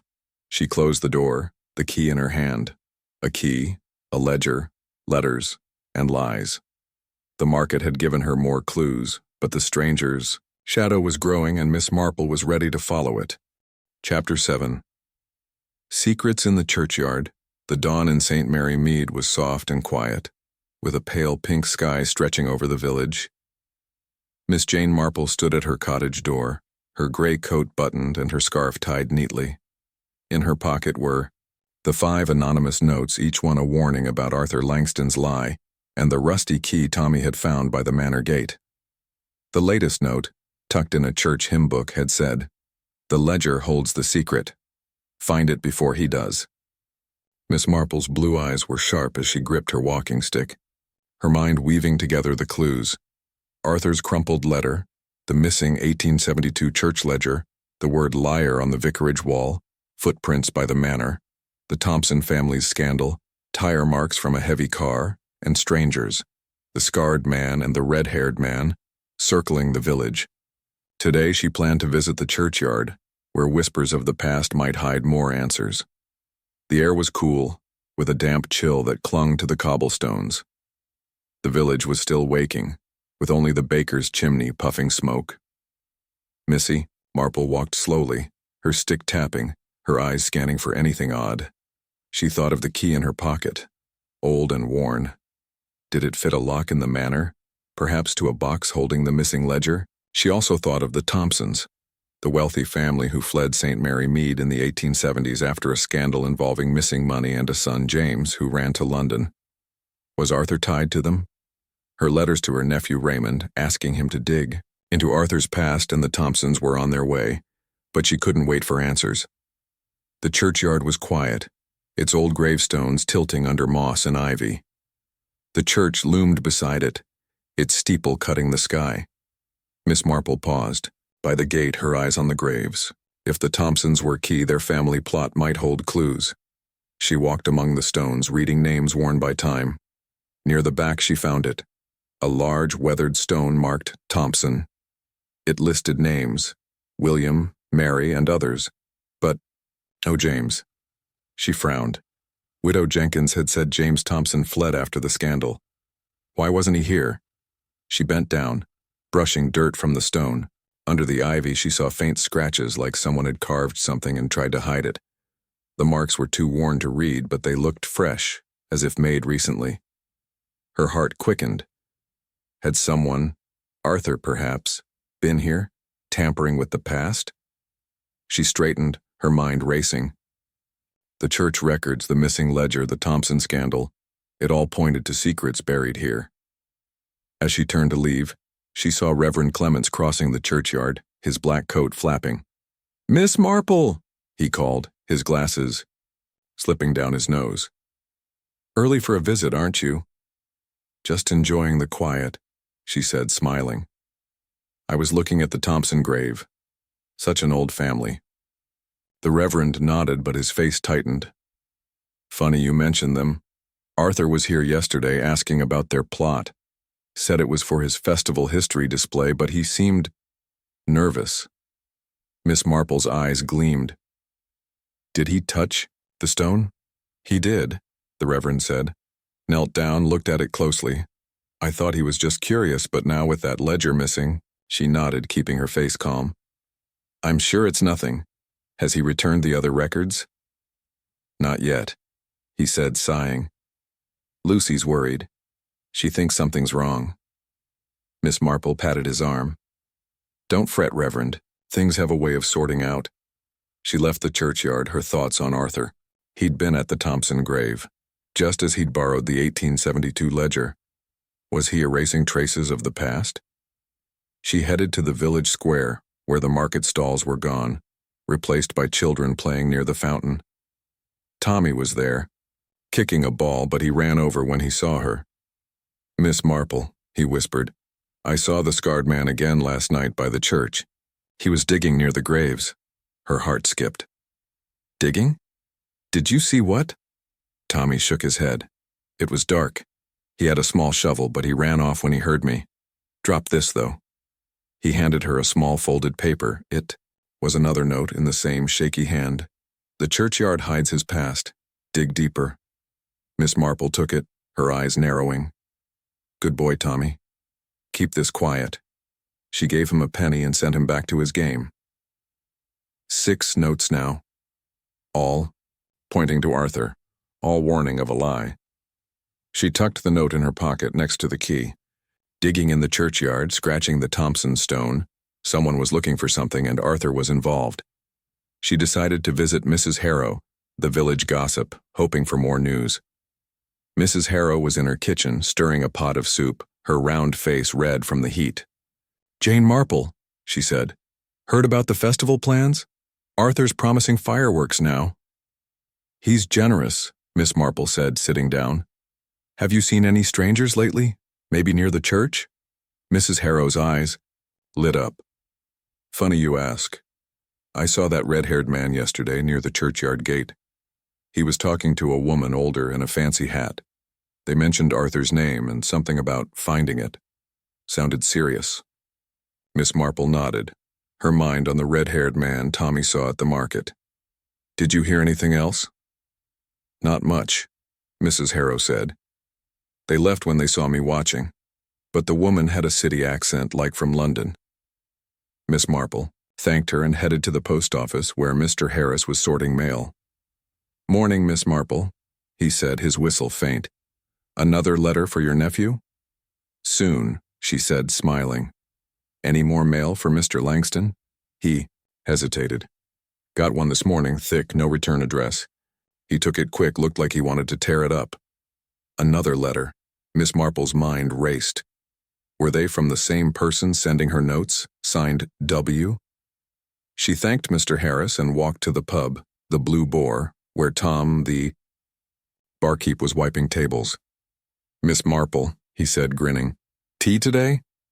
Just a quick one, she said. Heard anything about Mr. Langston? Tom leaned closer. He was here last night on the phone again. Sounded angry.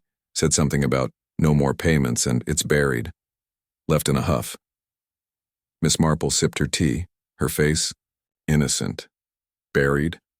Like something in the churchyard? She thanked Tom and left, her thoughts on the note's words. Dig deeper. She decided to visit Widow Jenkins, who knew the village's history. Widow Jenkins was in her parlor, knitting. Jane, she said, you're out a lot these days. What's up? Just curious, Miss Marple said. About the Thompsons.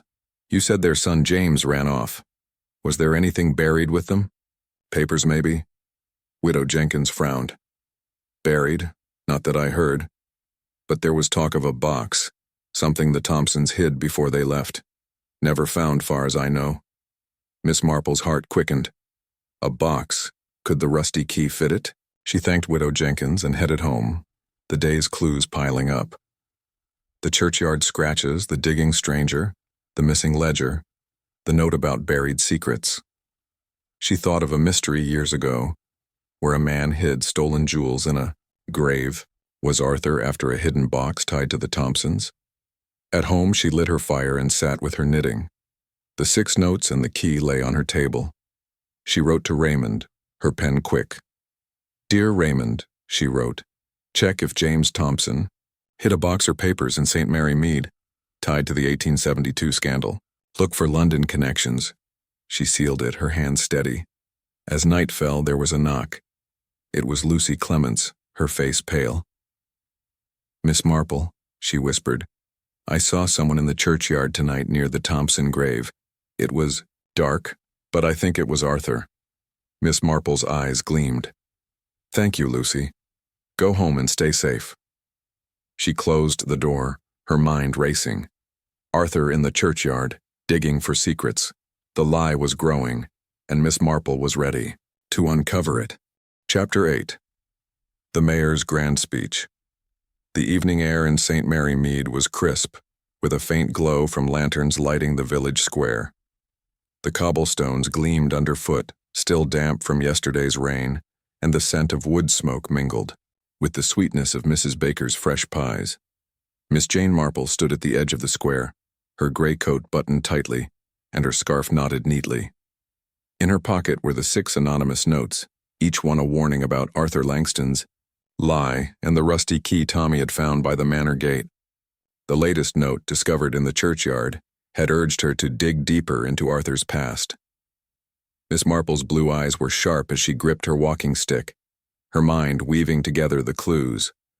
Arthur's crumpled letter, the missing 1872 church ledger, the word liar on the vicarage wall, footprints by the manor, the Thompson family's scandal, tire marks from a heavy car, strangers circling the village, and now fresh dirt by the Thompson grave. Tonight, the mayor was hosting a meeting to rally the village for Arthur's festival, and Miss Marple saw it as her chance to watch him closely. The square was crowded, with villagers gathered around a small platform where Mayor Thompson, no relation to the old Thompson family, stood, his round face beaming under a top hat. Benches were set out and lanterns hung from posts, casting a warm glow. Mrs. Baker was there, passing out scones, and Mr. Green sat with his arms crossed, still grumbling about unpaid promises. Lucy Clements and Reverend Clements were near the front, Lucy's face pale, and Tommy lingered at the back, his eyes darting to Miss Marple. She gave him a tiny nod, signaling him to keep watch. Arthur Langston stood beside the mayor, his tall figure striking in a fine suit, his smile wide but tight at the edges. Miss Marple noticed his hand in his pocket, where she'd seen a letter before, and his eyes kept scanning the crowd as if looking for someone or something.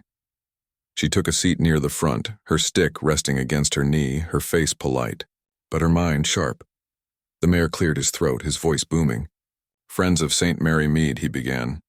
"Our village is about to shine thanks to our dear friend Arthur Langston. His festival will bring music, lights, and joy, and he's paying for it all." The crowd clapped, but Miss Marple caught a few hesitant looks. Mrs. Price's smile was thin and Mr. Green's frown deepened. The mayor went on, praising Arthur's generosity, his work on the manor, and his love for the village. "He's one of us now," the mayor said, slapping Arthur's back. Arthur stepped forward, his smile bright, but his eyes nervous. "Thank you, Mayor Thompson," he said. "This festival is my gift to you all. I've got a ledger keeping track of every penny, and it's all under control. We'll have a night to remember." Miss Marple leaned forward, her voice soft but clear. "That's wonderful, Mr. Langston. Your ledger must be quite detailed. Could we see it, perhaps? Just to know how our festival's coming along?" The crowd hushed. Arthur's smile faltered, his hand tightening in his pocket. "It's at the manor," he said quickly. "Not ready to show yet, Miss Marple. Lots of numbers, you know. A bit dull." "Oh, I'm sure it's fascinating," she said, her face innocent. "A man like you, so organized, must have everything in order." He laughed, but it sounded forced, and he quickly changed the subject to the festival's fireworks. Miss Marple sat back, her mind buzzing. The ledger again and Arthur's nervous dodge. She thought of the anonymous note. The ledger holds the secret. Was it his festival ledger, or the missing church ledger from 1872? She remembered the torn page with Thompson on it, the dirt by the Thompson grave, and Widow Jenkins' story of a hidden box. Was Arthur hiding a ledger to cover a lie? After the speech, the villagers mingled, their voices buzzing with festival talk. Miss Marple slipped over to Tommy, who was kicking pebbles by the fountain. "Any sign of our friends?" she whispered, meaning the scarred man and the red-haired man. Tommy nodded, his voice low. "Saw the scarred man tonight just before the meeting. He was by the churchyard again, watching from the trees. Had a small bag like he was carrying something heavy." Miss Marple's eyes gleamed. "Did he see you?" "No," Tommy said. "I stayed hidden, but he looked sneaky." "Good boy," she said, slipping him a penny. "Keep watching." She moved on, her thoughts on the scarred man. Was he digging again, looking for the Thompson box? She approached Lucy Clements, who was handing out tea. "Lucy, dear," she said. "Any more trouble at the vicarage?" Lucy shook her head, her hands nervous. "No, but the Reverend's still upset about that missing ledger. And I found something odd today, in the church. A scrap of paper, tucked in a pew. It had Thompson written on it and a number 1872. Miss Marple's heart quickened. May I see it? Lucy pulled it from her pocket, a small, torn piece with shaky writing. Miss Marple tucked it away, her mind racing. Another clue tying Arthur to the Thompsons in 1872. She thanked Lucy and moved through the crowd, her eyes on Arthur. He was talking to the mayor, his smile back in place, but his hand stayed in his pocket, clutching something. She decided to visit Mrs. Harrow, who was gossiping with Mrs. Price. Jane Marple, Mrs. Harrow called. Wasn't that speech grand? Arthur's outdoing himself. He is, Miss Marple said. Have you seen any strangers tonight? Mrs. Harrow's eyes lit up. Well, now you mention it, I did. That red-haired man was here at the edge of the square just before the speech. He was talking to a woman in a big hat, same one I saw before. They mentioned Arthur and something about finding the key. Miss Marple's fingers tightened on her stick, thinking of the rusty key in her pocket. Did you hear anything else? Not much, Mrs. Harrow said. They left when the mayor started talking. Looked like they didn't want to be seen. Miss Marple thanked her and headed to the post office where Mr. Harris was locking up. Evening, Miss Marple, he said. Big night, eh? Very, she said. Any more mail for Mr. Langston? He nodded, his voice low. Another thick envelope today, no return address. He grabbed it this afternoon, looked like he wanted to burn it. Another letter. Miss Marple's mind raced. Were they from the same W sending her notes? She thanked Mr. Harris and walked to the pub where Tom the barkeep was serving farmers. Miss Marple, he said, tea tonight? Just a quick one, she said. Heard anything about Mr. Langston? Tom leaned in. He was here yesterday on the phone again. Said something about the box stays buried and no one can know. Left in a hurry. Miss Marple sipped her tea, her face calm. A box, buried, like the one Widow Jenkins mentioned. She thanked Tom and headed home, her thoughts on the key, the ledger, the Thompson grave. She thought of a mystery years ago where a man hid stolen bonds in a church crypt. Was Arthur hiding a box tied to the Thompson scandal? At home she lit her fire and sat with her knitting. The 6 notes and the key lay on her table. She wrote to Raymond, her pen quick. Dear Raymond, she wrote, check if James Thompson hid a box in St. Mary Mead, tied to 1872 debts or scandals. Look for any link to Arthur Langston. She sealed it, her hands steady. As night deepened, there was a knock.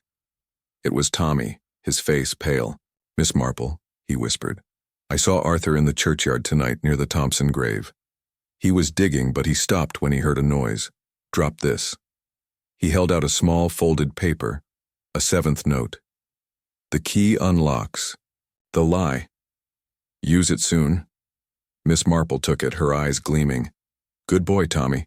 Go home and stay safe. She closed the door, the note in her hand. 7 notes, a key, a missing ledger, and Arthur digging in the churchyard. The mayor's speech had been grand, but the lie was grander, and Miss Marple was closing in. Chapter 9. An Unlikely Ally. The morning in St. Mary Mead was cool and gray, with a thin mist curling around the village's cobblestone lanes. Miss Jane Marple sat by her cottage fire, her knitting untouched, the 7 anonymous notes spread out, on her table like cards in a game. The latest, found by Tommy in the churchyard, had said, The key unlocks the lie. Use it soon. In her pocket was the rusty key he'd found by the manor gate, its weight a constant reminder of the mystery. Miss Marple's blue eyes were sharp as she sipped her tea, her mind weaving together the clues. Arthur Langston's crumpled letter, the missing 1872 church ledger, the word liar on the vicarage wall, footprints by the manor, the Thompson family scandal, tire marks from a heavy car, strangers, the scarred man and the red-haired man, lurking about, and Arthur digging near the Thompson grave. Tonight she planned to test the key, but first she needed help. Someone unexpected who might see what she'd missed. The village was quiet. the air heavy with the threat of rain. Miss Marple put on her coat and scarf, tucked the notes and key into her pocket, and grabbed her walking stick. Her steps were slow but purposeful, her eyes scanning the lanes. She thought of the Thompson scandal. Missing money, a son named James who fled to London in 1872. Was Arthur James, or tied to him? The missing ledger, the buried box Widow Jenkins mentioned, the scratches on the Thompson grave, all pointed to secrets hidden in the past. Her letters to her nephew Raymond, asking him to dig into Arthur's history, were sent, but she couldn't wait for answers. She needed an ally, and she had someone in mind. Miss Evans, the young schoolteacher new to St. Mary Mead but sharp and curious. Miss Marple headed to the school, a small building near the square with a leaky window Arthur had promised to fix, but hadn't. Miss Evans was at her desk, grading papers, her dark hair tied back, her eyes tired but bright. "Miss Marple," she said, looking up.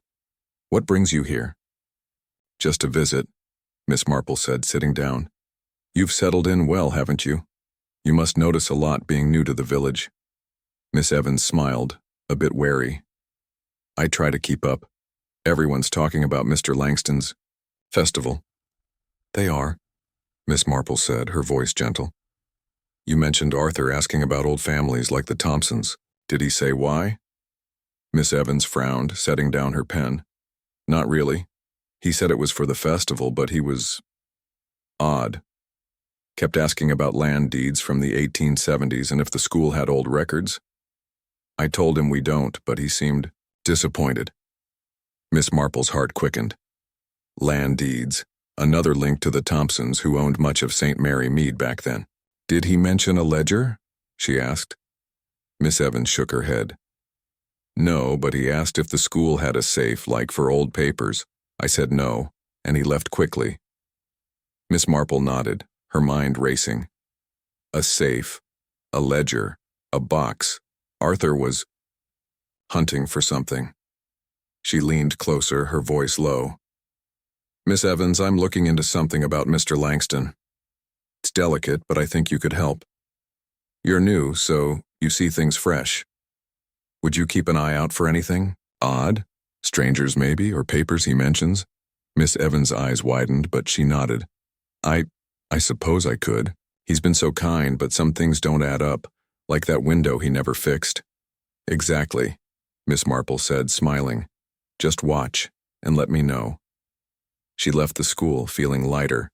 Miss Evans was young, but her sharp eyes could be useful, an unlikely ally in a village full of Arthur's admirers. Next, she headed to the square, where Mrs. Baker was sweeping her bakery doorstep. "Morning, Miss Marple," she called. "Heard about the mayor's speech? Arthur's festival's going to be grand." "It sounds lovely," Miss Marple said. "Any new faces at the market yesterday?" Mrs. Baker leaned in, her voice low.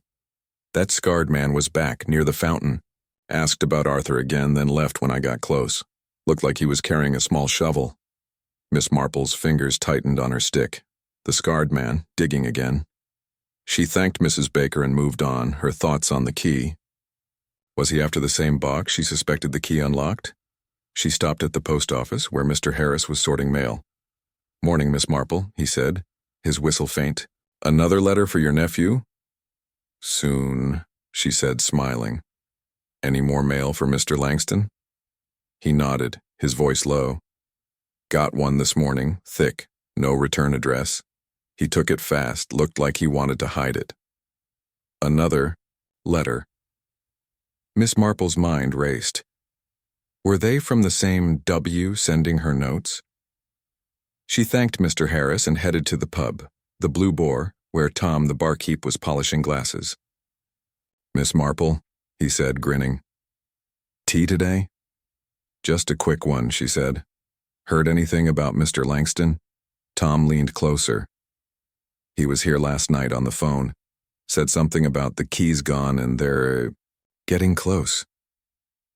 Sounded scared. Miss Marple sipped her tea, her face calm. The key. Did Arthur know it was missing? She thanked Tom and headed to Widow Jenkins's cottage, hoping for more on the Thompsons. The old woman was knitting in her parlor, her eyes sharp despite her age. "Jane," she said, "you're poking around a lot. What's up?" "Just curious," Miss Marple said. "About that Thompson box you mentioned. Any idea where it might be?" Widow Jenkins frowned. "Heard it was buried somewhere, maybe near the churchyard. Never found, though. Why's Arthur so interested?" Miss Marple smiled, dodging the question. "Just tying up loose ends." She left, her thoughts on the churchyard, the key, the box, the ledger, all tied to Arthur's lie. She thought of a mystery years ago where a man hid stolen papers in a church vault. Was Arthur after a similar secret? Back home, she lit her fire and sat with her knitting. The 7 notes and the key lay on her table. She wrote to Raymond, her pen quick. "Dear Raymond," she wrote, "check if James Thompson hid a box in St. Mary, Mead, tied to 1872 land deeds or debts. Look for any link to Arthur Langston." She sealed it, her hand steady. As evening fell, there was a knock. It was Miss Evans, her face pale but determined. "Miss Marple," she whispered, "I saw something today. Arthur was at the school, looking through old files in the storage room. He didn't know I was there. He found a paper, muttered Thompson, and it's close, then left with it." Miss Marple's eyes gleamed. "Good work, Miss Evans. Did you see the paper?" "No," she said, "but it looked old, like from a ledger. I followed him to the churchyard. He was near the Thompson grave, looking at the ground." Miss Marple nodded, her mind racing. "Thank you, Miss Evans. Keep this quiet." She sent her home, closing the door. An ally indeed. Arthur in the churchyard again, with a Thompson paper. The key in her pocket felt heavier. She decided to test it tonight in the churchyard, where the secret seemed to lie. Chapter 10. The Locked Room Riddle. The twilight in St. Mary Mead was soft and gray, with a cool breeze rustling the leaves along the village lanes. Miss Jane Marple stood at her cottage window, her knitting idle in her lap, her sharp blue eyes fixed on the distant manor atop the hill. In her pocket were the 7 anonymous notes, each a warning about Arthur Langston's lie and the rusty key Tommy had found by the manor gate. The latest note slipped to her by Miss Evans had warned, "Leave the key alone." But Miss Marple wasn't one to heed threats, not when the truth was so close.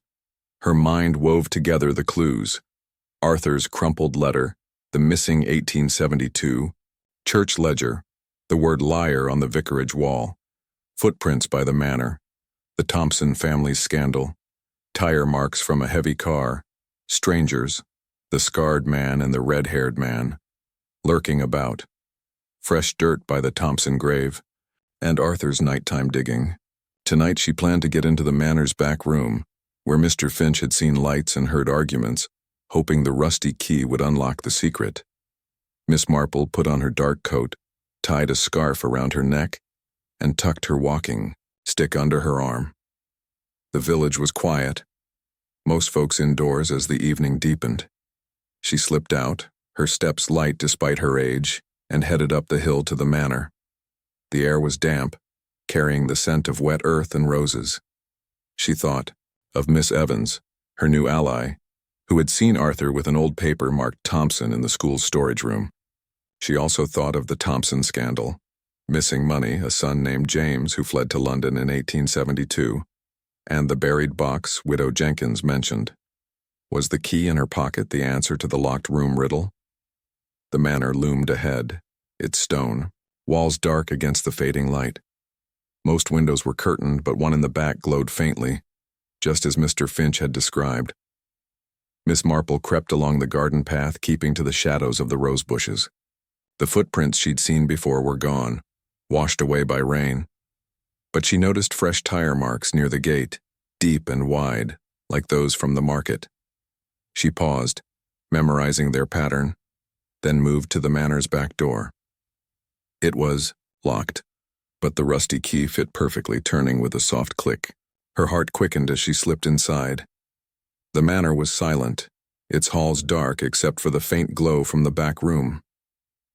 Miss Marple moved carefully, her stick silent on the thick rugs. She passed the grand hall where the tea party had been, now empty, and found a narrow corridor leading to the glowing room. The door was locked, but the rusty key worked again, opening it with a creak. She stepped inside, her eyes adjusting to the dim light of a single lamp. The room was small, cluttered with boxes and old furniture. A desk stood in one corner, piled with papers, and a locked cabinet was against the wall. Miss Marple's breath caught. She recognized the desk from her visit during the tea party, where she'd seen a letter about the Thompsons. She approached, her fingers careful not to touch.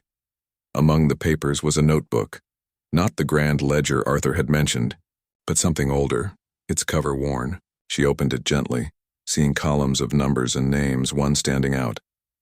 James Thompson, 1872, debt unpaid. Her heart raced. Was this the missing church ledger or something else?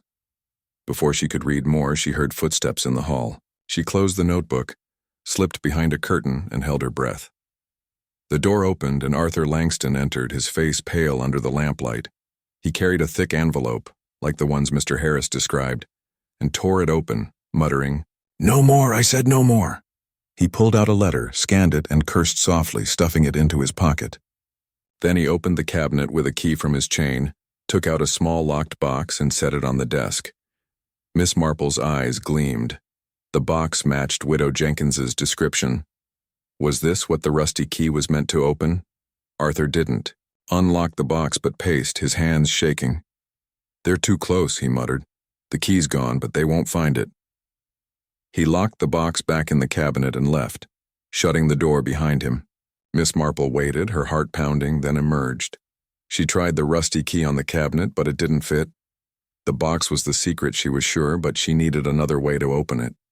She slipped out of the manor, locking the door behind her, and hurried down the hill.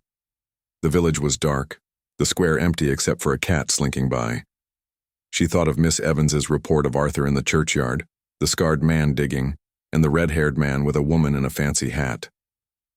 The notes, the ledger, the box, the key, all tied to Arthur's lie. She decided to visit Miss Evans first thing tomorrow, hoping her ally had seen more. At dawn, Miss Marple found Miss Evans at the school, tidying books. "Miss Marple," she said, her voice low, "I saw Arthur again last night leaving the manor with a shovel. He went toward the churchyard." Miss Marple's eyes sharpened. "Did you follow him?" "No," Miss Evans said, "but I found this near the school gate." She handed over a small paper, another note in the shaky hand. "The box is the key to the lie. Find it now." Miss Marple tucked it away, her mind racing. 8 notes now, all pointing to the box.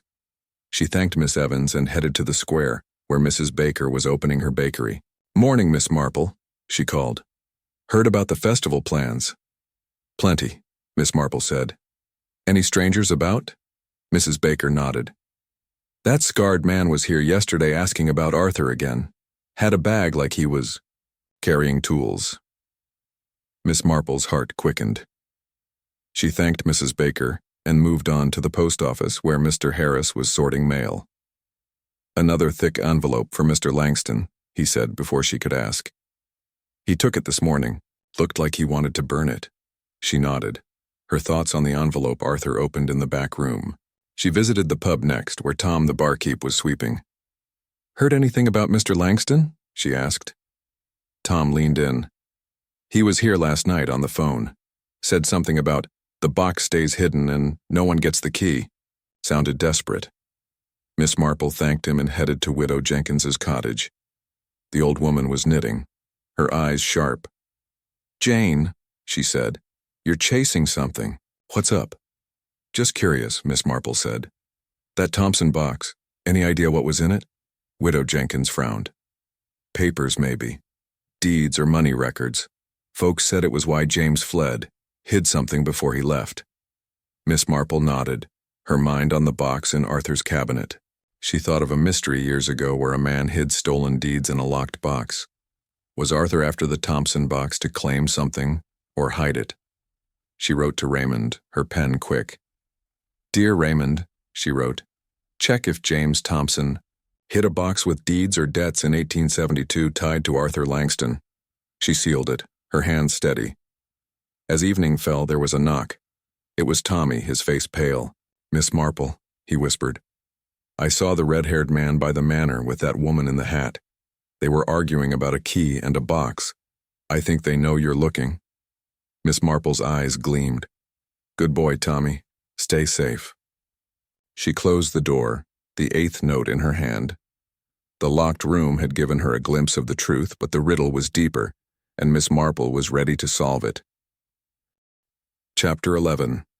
The Midnight Visitor. The moon hung low over St. Mary Mead, casting a silver glow on the quiet village. The cobblestone lanes were silent, the cottages dark, their chimneys puffing faint smoke into the chilly night. Miss Jane Marple sat by her cottage fire, her knitting untouched, the 8 anonymous notes spread on her table like pieces of a jigsaw puzzle. The latest, slipped to her by Tommy, had warned, stop or lose everything. But Miss Marple wasn't one to back down, not when the truth was so close. In her pocket was the rusty key from the manor gate, its purpose still a mystery. Her sharp blue eyes glinted as she sipped her tea, her mind weaving together the clues. Arthur Langston's crumpled letter, the missing 1872 church ledger, the word liar on the vicarage wall, footprints by the manor, the Thompson family's scandal, tire marks from a heavy car, strangers, the scarred man and the red-haired man lurking about, fresh dirt by the Thompson grave, and the locked box she'd seen in the manor's back room. Tonight she planned to return to that room, to try the key on the box and uncover Arthur's lie. Miss Marple put on her dark coat, tied a scarf tightly and tucked her walking stick under her arm. The village was asleep, the only sound the hoot of an owl. She slipped out, her steps soft on the damp cobblestones, and headed up the hill to the manor. The air was cold, carrying the scent of wet leaves and roses. She thought of Miss Evans's report of Arthur with a Thompson paper, the scarred man digging in the churchyard, and the red-haired man arguing about a key with a woman in a fancy hat. The Thompson scandal, missing money, a son named James who fled to London in 1872, loomed large. Was Arthur James, or tied to him? The box in the manor, mentioned by Widow Jenkins, was the key, she was sure. Her letters to her nephew Raymond, asking him to dig into Arthur's past, were sent, but she couldn't wait. The midnight hour was her chance. The manor stood dark, its stone walls looming against the moonlight. The roses glowed faintly, but the back room's window was black, unlike the night she'd seen it lit. Miss Marple crept along the garden path, her heart steady despite the risk. The tire marks she'd seen before were fresh, deep in the mud, suggesting a car had come and gone. She reached the back door where the rusty key had worked before. It turned smoothly, and she slipped inside, closing it softly. The manor was silent, its halls dark and heavy with shadows. Miss Marple moved, carefully, her stick silent on the rugs toward the back room. The door was locked, but the rusty key clicked open just as before. She stepped inside, the faint moonlight filtering through a crack in the curtains. The desk was there, cluttered with papers, and the locked cabinet stood against the wall. She approached the cabinet, her fingers brushing the rusty key. It didn't fit just as she'd found last time.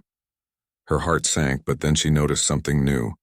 A small iron box under the desk, half hidden by a cloth. It was the box Arthur had taken from the cabinet, the one matching Widow Jenkins's description. She knelt, her knees protesting, and tried the rusty key. It turned with a soft click, and the lid creaked open. Inside was a bundle of papers, yellowed, with age and a small leather-bound book, a ledger. Her breath caught. She lifted the ledger, its pages brittle, and saw 1872 written inside with names and numbers. James Thompson, debt unpaid, $5,000. Her heart raced. Was this the missing church ledger, or something else? Before she could read more, she heard a creak in the hall. Miss Marple closed the box, slipped the ledger into her coat and hid behind the curtain. The door opened, and a figure entered.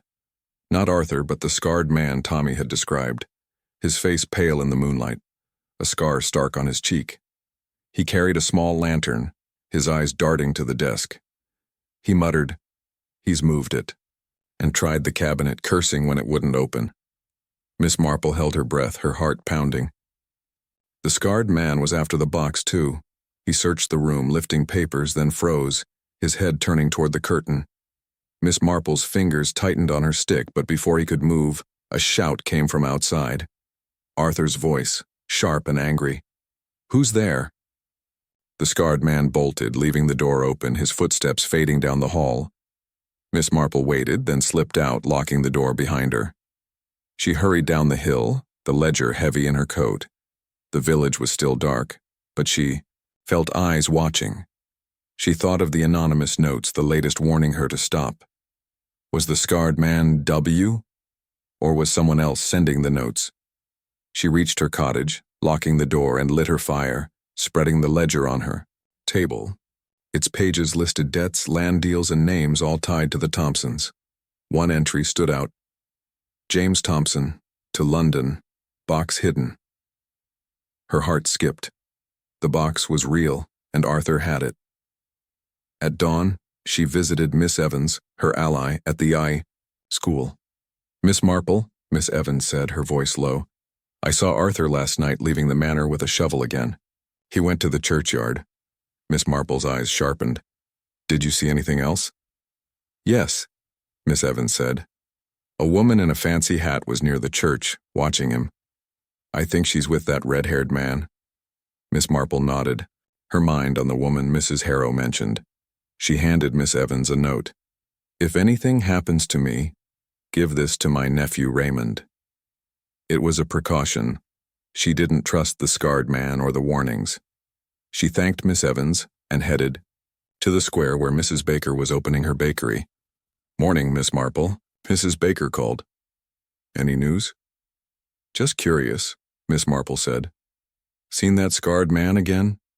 Mrs. Baker nodded. "Yesterday, near the church, had a bag, like he was carrying tools." Miss Marple's heart quickened. She thanked her and moved to the post office where Mr. Harris was sorting mail. "Another thick envelope from Mr. Langston," he said. "He took it this morning, looked scared." She nodded, thinking of the letter Arthur opened in the back room. She visited the pub where Tom the barkeep was wiping tables. "Heard anything about Mr. Langston?" she asked. Tom leaned in. "He was here last night on the phone. Said, 'The box is safe, but they're close.' Sounded panicked."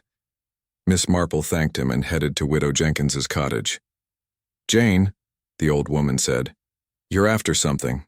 What's in that box?" "Maybe papers," Miss Marple said, dodging. "Did the Thompsons ever mention a safe?" Widow Jenkins frowned. "Not a safe, but a crypt. Said they hid something there before James fled." Miss Marple's mind raced. A crypt, perhaps where the box was first hidden. She wrote to Raymond, her pen quick. "Dear Raymond," she wrote, "check if James Thompson hid a box in a St. Mary Mead crypt tied to 1872 debts. Look for Arthur Langston's link." She sealed it, her hands steady. As night fell, there was a knock. It was Tommy, his face pale. "Miss Marple," he whispered. "I saw the scarred man by the manor again with the red-haired man. They were arguing about a box and a key. I think they're coming for you." Miss Marple's eyes gleamed. "Good boy, Tommy. Stay safe." She closed the door, the ledger and notes on her table. The midnight visitor had brought her closer, but the danger was growing, and Miss Marple was ready to face it. Chapter 12. The Festival's Final Plans. The morning sun broke through the clouds over St. Mary Mead, casting a golden glow on the village's cobblestone lanes. Miss Jane Marple sat at her cottage table, her knitting untouched, the 9 anonymous notes arranged before her like a map to the truth. The latest, slipped under her door last night, had warned, "Give up the key." But Miss Marple's resolve was firm, her sharp blue eyes glinting as she sipped her tea. In her pocket was the rusty key from the manor gate, and hidden under her shawl was the 1872 ledger she'd taken from the locked box in the Manor's back room. Her mind wove together the clues: Arthur Langston's crumpled letter, the word liar on the vicarage wall, footprints by the Manor, the Thompson family's scandal, tire marks from a heavy car, strangers, the scarred man and the red-haired man, lurking about, fresh dirt by the Thompson grave, and the box with its damning ledger. Today, the village gathered for the final festival plans, and Miss Marple planned to confront Arthur, hoping to unravel his lie. She put on her gray coat, tied her scarf, and tucked her walking stick under her arm. The ledger was too risky to carry, so she hid it in a tin under her floorboard, safe from prying eyes. The village was bustling, with folks heading to the church hall for the meeting. Banners for the festival, Arthur's grand promise, flapped in the breeze, and the air smelled of fresh bread from Mrs. Baker's bakery. Miss Marple walked slowly, her stick tapping, her eyes scanning for the scarred man or the red-haired man. She thought of Miss Evans's report of Arthur digging in the churchyard, the scarred man's midnight visit to the Manor, and the red-haired man arguing with a woman in a fancy hat about a key. The Thompson scandal, missing money, a son, named James, who fled to London in 1872, was the heart of it, and the ledger confirmed it. Her letters to her nephew Raymond asking him to dig into Arthur's past were sent, but today she'd take matters into her own hands. The church hall was packed, its stone walls echoing with chatter. Mayor Thompson stood at the front, his top hat gleaming, while Arthur Langston beside him smiled broadly, though his eyes were tight with strain. Mrs. Baker was there, handing out scones, and Mr. Green sat with his usual scowl. Lucy Clements and Reverend Clements were near the front, Lucy's face pale, and Miss Evans sat quietly, her sharp eyes meeting Miss Marple's with a nod. Tommy lingered at the back, his cap twisted in his hands. Miss Marple took a seat near the front, her stick resting against her knee, her face polite but her mind sharp. The mayor raised his hands, his voice booming. "Friends, the festival is days away, and thanks to Arthur Langston, it'll be a triumph. Music, lights, fireworks, all paid for by our generous friend." The crowd clapped, but Miss Marple noticed hesitation in some faces. Mrs. Price's smile was thin, and Mr. Green's frown deepened. Arthur stepped forward, his suit crisp, his hand in his pocket where she'd seen a letter before. "Thank you, Mayor," Arthur said, his voice smooth but strained. "I've got everything in hand. My ledger tracks every penny, and the festival will make St. Mary Mead proud." Miss Marple leaned forward, her voice soft but clear. "That's wonderful, Mr. Langston. Your ledger must be a treasure. Could we see it today?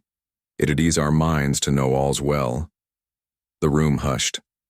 Arthur's smile froze, his hand tightening in his pocket. "It's at the Manor," he said quickly. "Still sorting it, Miss Marple. Not fit for public view yet." "Oh, I'm sure it's perfect," she said, her face innocent. "A man like you, so careful, must have it ready. Or is there something you're keeping from us?" A murmur ran through the crowd. Arthur's face paled, his eyes darting to the mayor, who looked confused. "Nothing to hide," Arthur said, laughing weakly. "Just numbers, dull stuff." He changed the subject to the festival's band, but Miss Marple sat back, her mind buzzing. The ledger he spoke of wasn't the one she'd found, the 1872 ledger with James Thompson's debts. Was he hiding another? After the meeting, the villagers lingered, their voices buzzing with festival talk. Miss Marple slipped over to Miss Evans, who was stacking chairs. "Anything new?" she whispered. Miss Evans nodded, her voice low. "I saw Arthur this morning near the churchyard. He was with that woman in the fancy hat. They were arguing about a box and debts." Miss Marple's eyes gleamed. "Good work. Keep watching." She moved to Tommy, who was by the door. "Any sign of our friends?" Tommy whispered. "The scarred man was here, outside, watching through the window. He left when the mayor started talking." Miss Marple nodded, her thoughts on the scarred man's midnight visit to the Manor. She approached Lucy Clements, who was pouring tea. "Lucy, dear," she said, "any more papers in the church?" Lucy shook her head. No, but the Reverend found a torn page in the 1873 ledger with Thompson on it. He thinks Arthur took it. Miss Marple's heart quickened. Another link to the Thompsons. She thanked Lucy and moved through the crowd, her eyes on Arthur. He was talking to the mayor, his smile forced, his hand still in his pocket. She decided to visit Mrs. Harrow, hoping for gossip. Mrs. Harrow was outside the hall, chatting with Mrs. Price. "Jane Marple," she called. "Wasn't that meeting grand?" "Very," Miss Marple said. "Seen any strangers today?" Mrs. Harrow leaned in. "That red-haired man was near the church this morning with that woman in the hat. They mentioned Arthur and a key they needed." Miss Marple's fingers tightened on her stick, thinking of the rusty key. She thanked Mrs. Harrow and headed to the post office where Mr. Harris was sorting mail. "Another thick envelope for Mr. Langston," he said before she asked. "He grabbed it this afternoon. Looked like he wanted to tear it up."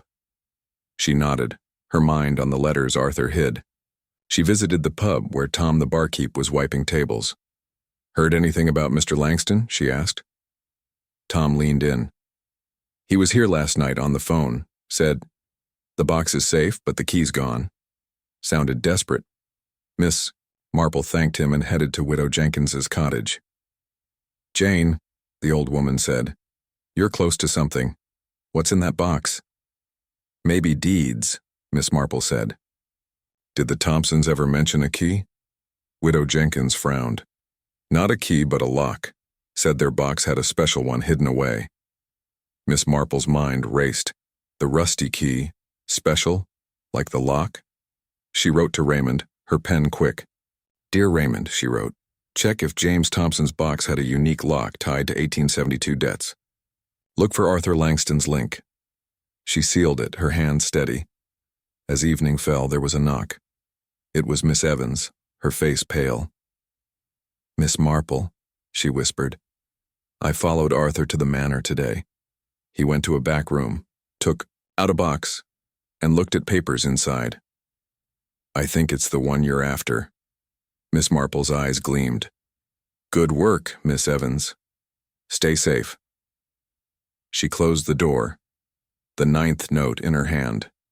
The festival plans were set, but Arthur's lie was unraveling and Miss Marple was ready to pull the final thread. Chapter 13. A confrontation in the manor.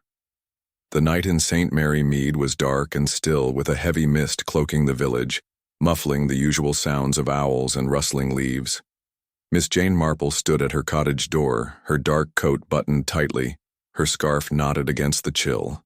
On her table lay the 10 anonymous notes, each a warning about Arthur Langston's lie, but she carried only the latest in her pocket, slipped under her door yesterday. Leave the box alone. The rusty key from the manor gate was also in her pocket, its purpose still partly a mystery, and under her floorboards was the 1872 ledger she'd taken from the manor's locked box, its pages listing James Thompson's unpaid debts. Miss Marple's blue eyes were sharp as she gripped her walking stick, her mind weaving together the clues. Arthur's crumpled letter, the word liar on the vicarage wall, footprints by the manor, the Thompson family's scandal, tire marks from a heavy car, strangers, the scarred man and the red-haired man lurking about, fresh dirt by the Thompson grave, and the box she'd seen in the manor's back room. Tonight she planned to sneak into the manor again, confront Arthur with the ledger and force the truth. Miss Marple slipped out, her steps soft on the misty cobblestones, and headed up the hill to the manor. The air was damp, carrying the faint scent of roses and wet earth. She thought of Miss Evans's report of Arthur with the box, the scarred man's midnight visit to the manor, and the red-haired man arguing with a woman in a fancy hat about a key. The Thompson scandal, missing money, a son named James who fled to London in 1872, was the heart of it, and the ledger was proof. Her letters to her nephew Raymond, asking him to dig into Arthur's past, were sent, but she couldn't wait. The festival was tomorrow, and Arthur's lie had to be exposed before he fooled the whole town. The manor loomed through the mist, its stone walls dark, most windows black. The back room's window glowed faintly, just as Mr. Finch had described.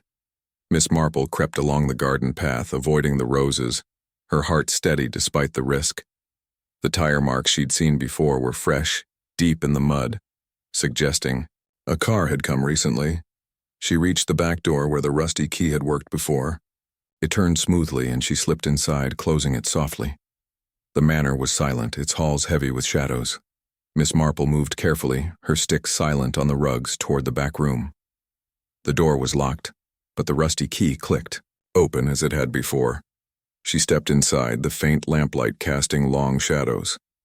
The desk was cluttered, the locked cabinet against the wall, but the iron box was gone from under the desk. Her heart sank. Had Arthur moved it? She scanned the room, then heard voices from the hall, low and tense. Miss Marple hid behind the curtain, her breath shallow. The door opened and Arthur Langston entered, followed by the red-haired man in the fancy suit. Arthur's face was pale, his hands shaking. "I told you," he hissed. "The box is safe, but the key's gone." The red-haired man's voice was sharp. "You're running out of time, Langston. We need those papers or the deal's off. Where's the ledger?" "It's hidden," Arthur snapped. "No one's found it, not even her." Miss Marple's heart raced. Her, the note's writer? Or her, Miss Marple? She clutched the ledger under her coat, taken from the box before Arthur moved it. The men argued, the red-haired man mentioning a debt and London, then left, slamming the door. Arthur paced, muttering, "She's too close." He opened the cabinet, checked inside, and cursed, finding the box gone. Miss Marple stepped from behind the curtain, her voice calm but firm. "Good evening, Mr. Langston." Arthur spun, his face white. "Miss Marple, how did you get in?" "The door was open," she lied, her eyes steady. "I found something you've been looking for." She held up the ledger, its worn cover catching the lamplight. Arthur's eyes widened, his hand reaching out, then stopping. "Where did you get that?" "From your box," she said, her voice gentle but unyielding. "It tells quite a story, doesn't it? James Thompson, debts unpaid, a scandal in 1872. And you, Mr. Langston, tied to it all. Care to explain?" Arthur's face hardened, his smile gone. "You don't understand, Miss Marple. It's not what you think." "Then tell me," she said, her stick tapping softly. "The village trusts you, but I see lies. The ledger, the box, the strangers, why are they here?" He hesitated, his eyes darting to the door. "It's family business. Old debts, nothing more. I came to settle them." "By hiding papers?" she asked, her voice sharp. "By digging in the churchyard? By fooling St. Mary Mead with promises you can't keep?" Arthur's shoulders slumped, his voice low. "I'm not James Thompson, if that's what you think. He was my father. He fled, left debts and a box with proof of land he stole. I came to find it, to make it right." Miss Marple's eyes narrowed. "And the festival? The money you don't have?" "A cover," he admitted, his voice breaking. "I thought I could sell the land, pay the debts, fund the festival. But the box, it's caused trouble. Those men, they want it too." She nodded, her mind racing. Arthur, son of James Thompson, chasing a hidden box to clear a scandal. But the notes, the scarred man, the red-haired man, there was more. "Who's W?" she asked. "The one sending me notes?" Arthur's face paled further. "I don't know. Someone who knows too much." Before she could press, footsteps sounded outside. Arthur grabbed her arm, his voice urgent. "Hide now!" He pushed her behind the curtain as the door opened. The scarred man entered, his face grim, a knife glinting in his hand. Miss Marple held her breath, her heart pounding. "Where's the box, Langston?" the scarred man growled. "It's gone," Arthur said, his voice shaking. "I don't have it." The scarred man stepped closer, raising the knife. Miss Marple acted fast, swinging her stick from behind the curtain, hitting his wrist. The knife clattered to the floor and Arthur tackled him, shouting, "Run, Miss Marple!" She didn't run. She grabbed the lamp, shining it in the scarred man's eyes, blinding him. Arthur pinned him down, panting. "Call the mayor," he gasped. "He's the constable, too." Miss Marple nodded, slipping out to fetch help. She returned with Mayor Thompson and a few villagers, who tied the scarred man up. Arthur sat, head in his hands as Miss Marple explained, keeping the ledger hidden for now. "There's a lie in St. Mary Mead," she said, "but it's unraveling." Chapter 14. The Festival's Final Truth. The festival morning in St. Mary Mead dawned bright and clear, with a crisp autumn sun painting the village in shades of gold and red. The square was alive with color, banners flapping, stalls piled with apples and pies, and a stage set for music and speeches. The air buzzed with laughter, the clink of glasses and the sweet smell of Mrs. Baker's scones. Miss Jane Marple stood at the edge of the crowd, her gray coat buttoned, her scarf neatly tied, and her walking stick tapping the cobblestones. In her pocket were the 10 anonymous notes, the latest warning her to leave the box alone, and the rusty key from the manor gate. Under her floorboard, safe in a tin, was the 1872 ledger from the manor's locked box, its pages listing James Thompson's unpaid debts. Miss Marple's blue eyes were sharp as she surveyed the festival, her mind weaving together the clues. Arthur Langston's crumpled letter, the word liar on the vicarage wall, footprints by the manor, the Thompson family's scandal, tire marks from a heavy car, strangers, the scarred man and the red-haired man, and Arthur's digging. In the churchyard. Today she planned to reveal the truth, using the ledger to expose Arthur's lie before the whole village. The night before had been dramatic, with Miss Marple confronting Arthur in the manor's back room, catching the scarred man, and learning Arthur was James Thompson's son, chasing a hidden box to clear old debts. The scarred man was in custody, thanks to Mayor Thompson. But the red-haired man and the woman in a fancy hat, creditors, Arthur said, were still out there. Miss Marple had learned from Miss Evans that Widow Jenkins was W, the note writer, pushing her to uncover the Thompson scandal. Her letters to her nephew Raymond, asking him to dig into Arthur's past, were answered yesterday, confirming James Thompson's debts and a hidden box of deeds. Now with the festival in full swing, Miss Marple was ready to end the lie that had fooled St. Mary Mead. She moved through the crowd, her stick tapping, her eyes scanning for Arthur. The stage was set with a banner reading, St. Mary Mead Festival, thanks to Arthur Langston. Mayor Thompson was there, his top hat gleaming, chatting with Reverend Clements and Lucy, who looked less pale today. Miss Evans stood nearby, her sharp eyes meeting Miss Marple's with a nod, their alliance strong. Tommy darted through the crowd, carrying a tray of buns for Mrs. Baker, but he paused to whisper, "The red-haired man's here, Miss Marple, by the apple stall." Miss Marple's heart quickened, but her face stayed calm. "Good boy, Tommy, keep watch." She gave him a penny and moved toward the stage, where Arthur was climbing up, his suit crisp but his smile strained. The crowd clapped, but Miss Marple noticed doubt in some faces. Mr. Green's scowl, Mrs. Price's tight lips. Arthur's promises had stretched thin, and the village was ready for answers. The mayor raised his hands, his voice booming. "Welcome, friends, to our grand festival. Thanks to Arthur Langston, we've got music, food, and fireworks all paid for by his generosity." The crowd cheered, but Miss Marple caught whispers of unpaid bills and unkept promises. Arthur stepped forward, his hand in his pocket where she'd seen a letter before. "Thank you, Mayor," Arthur said, his voice smooth but nervous. "This festival is my gift to St. Mary Mead. My ledger shows every penny spent, and I'm proud to make our village shine." Miss Marple stepped closer to the stage, her voice clear despite her soft tone. "That's wonderful, Mr. Langston. Your ledger must be a masterpiece. Why not share it now to show us all how you've managed this miracle?" The crowd hushed. Arthur's smile froze, his hand tightening in his pocket. "It's at the manor," he stammered.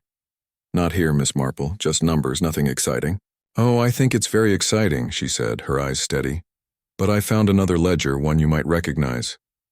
She didn't pull it out, she'd left it safe, but her words hit like a stone. "It's from 1872 with James Thompson's name, listing debts and stolen land.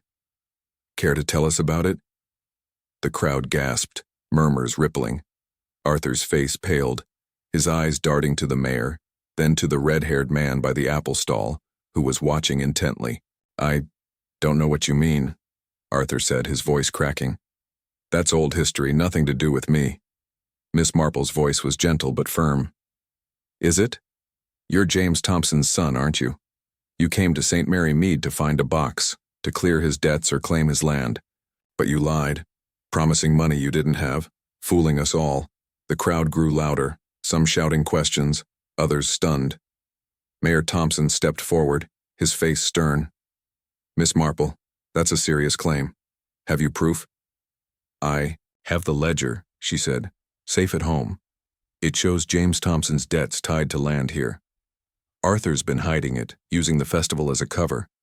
And those strangers, the scarred man, the red-haired man, they're creditors, chasing the same box." Arthur's shoulders slumped, his voice low. "It's true," he admitted, the crowd gasping again. "I'm Arthur Thompson, son of James. My father stole land, hid deeds in a box, and fled. I came to find it, to sell the land, pay the debts, and start fresh. The festival, I thought I could fund it, win your trust. But I was wrong." The red-haired man pushed through the crowd, his face angry. "Where's the box, Thompson? We're owed that money." Miss Marple raised her stick, her voice cutting through. "The box is empty now. I have the ledger, and it's enough to settle things if you'll talk to the mayor." She turned to Arthur. "You meant well, but lies don't fix the past. Tell the truth, and St. Mary Mead will forgive you." The crowd was silent. Then Mayor Thompson nodded. "We'll sort this out, Arthur. Come to my office with the ledger." He looked at Miss Marple, his eyes grateful. "Thank you, Miss Marple. You've saved us a bigger mess." The festival went on, the music starting, but the mood was quieter, the village processing Arthur's confession. Miss Marple slipped away, her work done. She visited Miss Evans, who smiled. "You did it," she said. "Widow Jenkins confessed to the notes. She wanted the truth out." Miss Marple nodded, her thoughts on W. She stopped by Widow Jenkins's cottage, where the old woman admitted, "I knew James's story, Jane. I wrote those notes to push you. You're sharper than anyone." At home, Miss Marple lit her fire, the ledger now with the mayor, the notes on her table. The festivals. Lights glowed outside, and she smiled, picking up her knitting.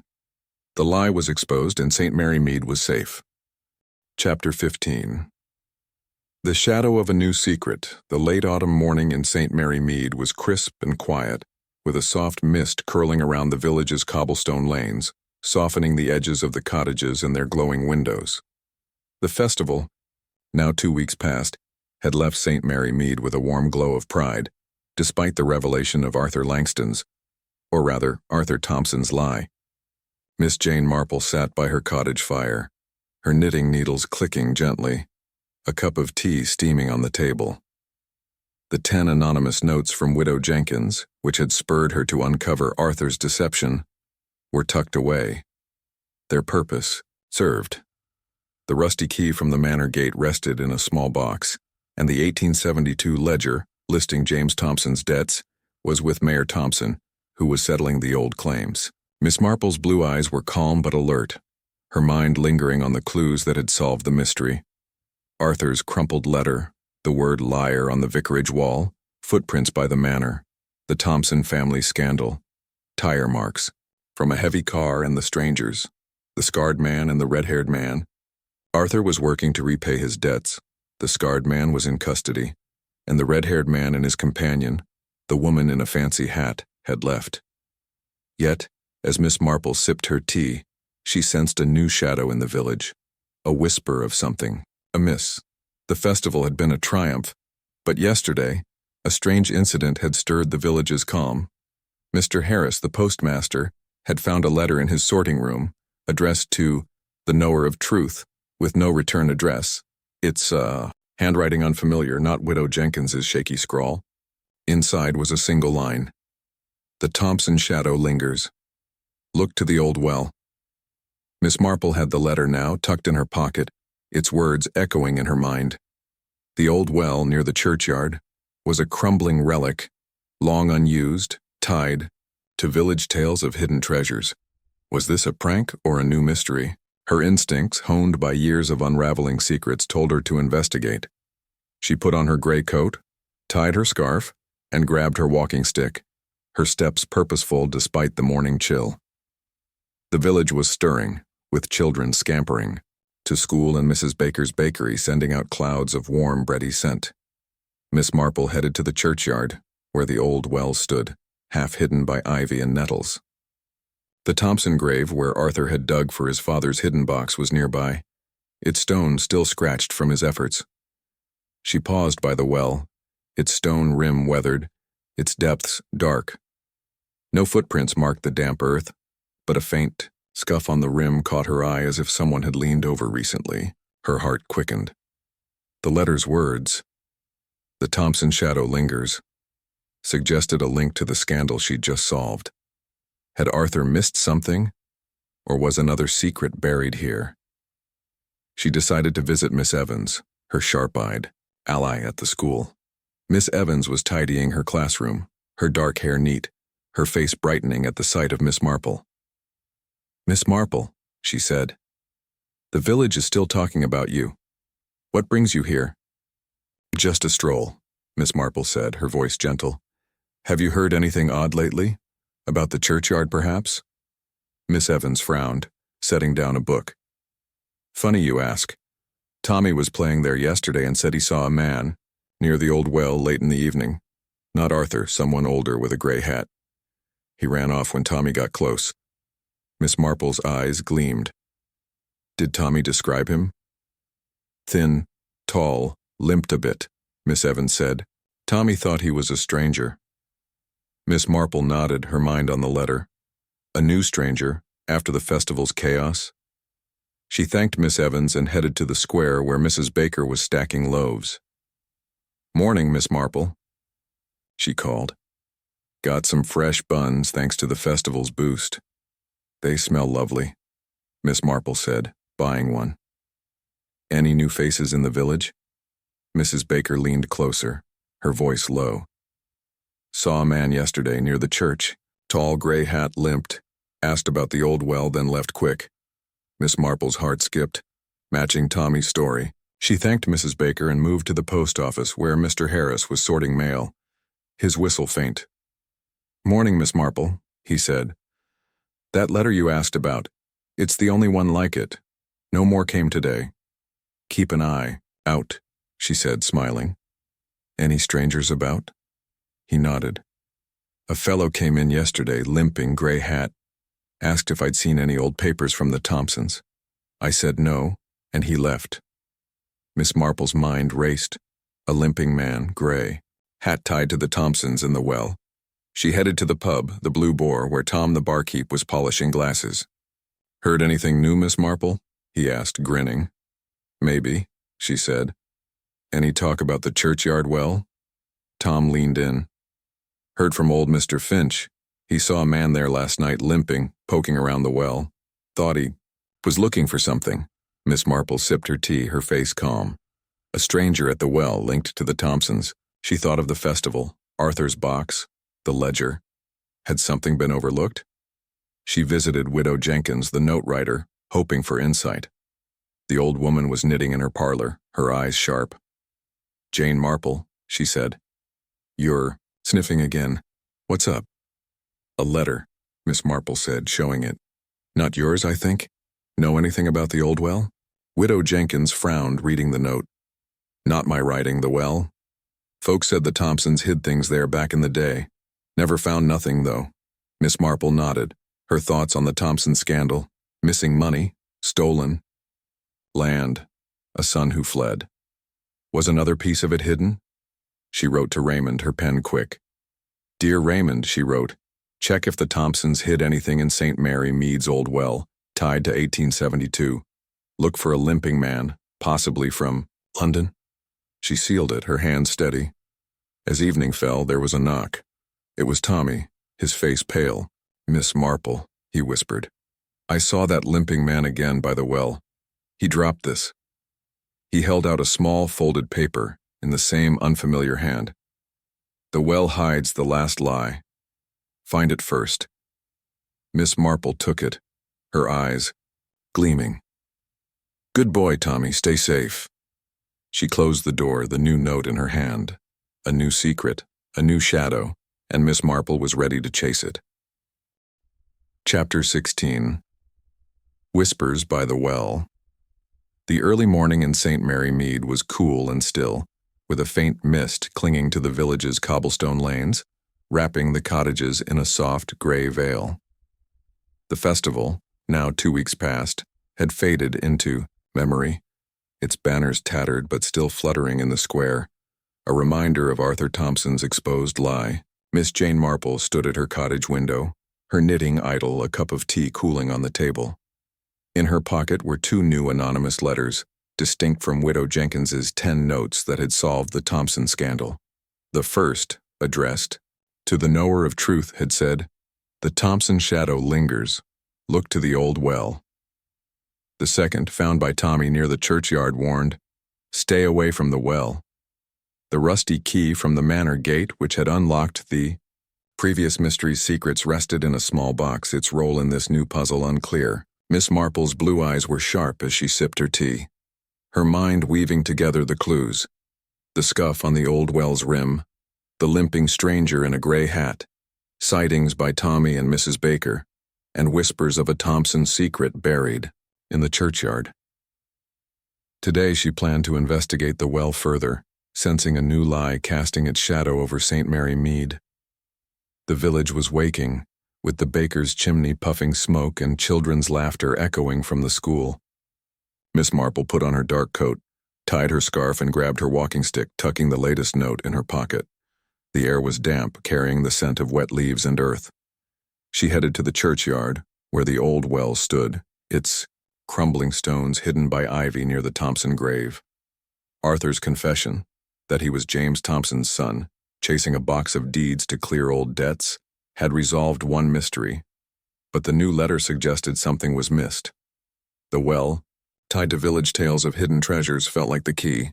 Her letters to her nephew Raymond, asking him to check for Thompson's secrets tied to the well, were sent, but she couldn't wait for answers. The churchyard was quiet, the gravestones glistening with dew. Miss Marple approached the well, her stick tapping softly. The scuff she'd seen yesterday was still there, and now she noticed a faint scratch on the inner rim, as if a tool had scraped it. No footprints marked the muddy ground, but the grass was flattened, suggesting someone had stood here recently. Her heart quickened. She peered into the well's dark depths, seeing only shadows, but a faint glint caught her eye. Something metallic, far below. Was it a lock, a box, or just a trick of the light? She needed a closer look, but knew the well was too deep to explore alone. She decided to visit Tommy, her sharp-eyed helper, who was kicking a ball in the square. "Morning, Miss Marple," he called, running over. "Checking the well again?" "Perhaps," she said, smiling. "That limping man you saw, any more sightings?" Tommy nodded, his voice low. "Last night by the church. He was looking at the well, had a rope with him, ran off when he saw me." Miss Marple's eyes gleamed. "A rope? Did you see his face?" "Not clear," Tommy said. "But he's tall, thin, gray hat, like Miss Evans said." She gave him a penny, her mind racing. A rope meant the stranger planned to climb down. She headed to the school where Miss Evans was preparing lessons. "Miss Marple," she said. "You're early. Something up?" "Just curious," Miss Marple said. "That man Tommy saw by the well, have you noticed him again?" Miss Evans frowned. "Yes, yesterday, near the churchyard. He had a map, old-looking, and was muttering about Thompson and below. I didn't get close." Miss Marple nodded, her thoughts on the letter's words. The Thompson shadow lingers. A map and a rope, tools for a treasure hunt. She thanked Miss Evans and moved to the bakery where Mrs. Baker was stacking loaves. "Morning, Miss Marple," she called. "Fresh buns today." "They smell lovely," Miss Marple said. "That limping man, any more sightings?" Mrs. Baker leaned in. "Saw him this morning near the vicarage, Asked me if the well was ever searched. I said no, and he limped off. Miss Marple's heart skipped. She thanked Mrs. Baker and headed to the post office where Mr. Harris was sorting mail. "Another odd letter?" he asked, seeing her. "Not yet," she said, smiling. "That limping man, did he come by?"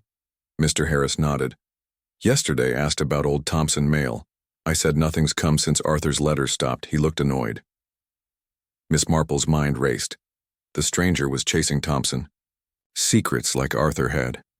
She visited the pub where Tom the barkeep was wiping tables. "Heard anything, Miss Marple?" he asked. "Maybe," she said. "Any talk about the old well?" Tom leaned in. "Old Mr. Finch was in last night. Said he saw that limping man by the well, tying a rope to the rim. Thought he was up to no good." Miss Marple sipped her tea, her face calm. A rope, a map, and a stranger obsessed with the Thompsons. She thought of Widow Jenkins's tales of a hidden Thompson treasure, possibly in the well. She visited the old woman who was knitting in her parlor. "Jane," Widow Jenkins said, "you're at it again. What's this about the well?" "A letter," Miss Marple said, showing the first one. "Know anything about Thompson secrets there?" Widow Jenkins frowned. "Heard my pa say the Thompsons hid something in the well. Maybe papers or gold before James fled, never found it." Miss Marple nodded, her thoughts on the glint in the well. She wrote to Raymond, her pen quick. "Dear Raymond," she wrote, "check if James Thompson hid papers or valuables in St. Mary Mead's old well, tied to 1872. Look for a limping man, possibly a creditor." She sealed it, her hands steady. As evening fell, there was a knock. It was Miss Evans, her face pale. "Miss Marple," she whispered, "I saw the limping man at the well tonight, lowering a rope. He pulled up something small like a metal box, then hid it in his coat and left." Miss Marple's eyes gleamed. "Good work, Miss Evans. Stay safe." She closed the door, her mind racing. A box like Arthur's, hidden in the well. The new letters, the stranger, the Thompson shadow. Saint Mary Mead had another secret, and Miss Marple was ready to uncover it. Chapter 17. The Hidden Box. The dawn in St. Mary Mead was soft and gray, with a thin veil of mist draping the village, softening the outlines of cottages and their glowing chimneys.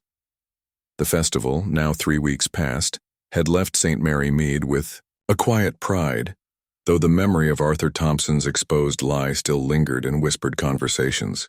Miss Jane Marple sat by her cottage fire, her knitting untouched, a cup of tea steaming gently on the table. In her pocket were 3 anonymous letters, distinct from Widow Jenkins's earlier notes that had unraveled Arthur's deception. The first had urged her to look to the old well, the second warned her to stay away, and the third, found by Tommy near the churchyard, declared, "Forget the well or pay." The rusty key from the manor gate, which had unlocked the manor's secrets, rested in a small box, its role in this new mystery uncertain. Miss Marple's blue eyes were sharp as she sipped her tea, her mind weaving together the clues. The scuff and scratch on the well's rim, the limping stranger in a gray hat seen by Tommy and Miss Evans, a map marked Thompson, a rope tied to the well, and a small metal box pulled from its depths. Today she planned to find that box, suspecting it held the last piece of the Thompson family's shadow over St. Mary Mead. The village was stirring, with the baker's oven puffing smoke, and the clatter of milk bottles on doorsteps. Miss Marple put on her dark coat, tied her scarf against the chill, and grabbed her walking stick, tucking the latest note in her pocket. The air was damp, carrying the scent of wet grass and roses. She headed to the churchyard, where the old well stood near the Thompson grave, its ivy-covered stones a silent witness to the village's secrets. Arthur's confession, that he was James Thompson's son, seeking a box of deeds to clear old debts, had closed one chapter, but Miss Evans' sighting of the limping man pulling a box from the well opened another. Her letters to her nephew, Raymond, asking him to investigate Thompson's secrets tied to the well, were sent, but she needed answers now. The churchyard was quiet, the gravestones damp with mist. Miss Marple approached the well, her stick tapping softly. The scratch on the rim was still there, and the flattened grass suggested recent activity. She peered down, the glint she'd seen yesterday gone, likely the box Miss Evans described. No rope remained, but a faint groove in the rim hinted at one tied tightly. Her heart quickened.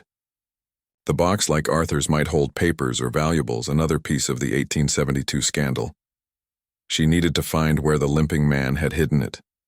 She decided to visit Miss Evans at the school, hoping her ally had seen more. Miss Evans was arranging books, her face brightening. "Miss Marple," she said, "you're early. Is it the well again?" "Indeed," Miss Marple said, her voice gentle. "That box you saw the limping man pull, any idea where he went?" Miss Evans nodded, her voice low. "I followed him from a distance. He went to the churchyard's edge near the yew tree and buried something small. I didn't get close, but it looked like the box." Miss Marple's eyes gleamed. "Well, done, Miss Evans. Did he see you?" "No," she said. But he looked nervous, kept checking over his shoulder. Miss Marple thanked her and headed to the square, where Tommy was helping Mrs. Baker stack loaves. "Morning, Miss Marple," he called, running over. "Any more notes?" "Not yet," she said, smiling. "That limping man, did you see him?" "After the well?" Tommy nodded, his voice low. "Yeah, by the yew tree in the churchyard last night. He was digging, then covered something up. I stayed hidden." Miss Marple's heart skipped, matching Miss Evans' story. "Good boy, Tommy. Show me later." She gave him a penny and moved to the bakery where Mrs. Baker was wiping her counter. "That limping man," Miss Marple said. "Any more sightings?" Mrs. Baker leaned in. "This morning, near the vicarage, had a small bag, like he was carrying, something heavy. Asked me about the Thompsons again." Miss Marple nodded, her thoughts on the box. She headed to the post office, where Mr. Harris was sorting mail. "Another strange letter?" he asked. "Not today," she said. "That limping man, did he come by?" Mr. Harris nodded. "Yesterday, asked if I had old Thompson records. I said no, and he limped off, muttering about a well." Miss Marple's mind raced.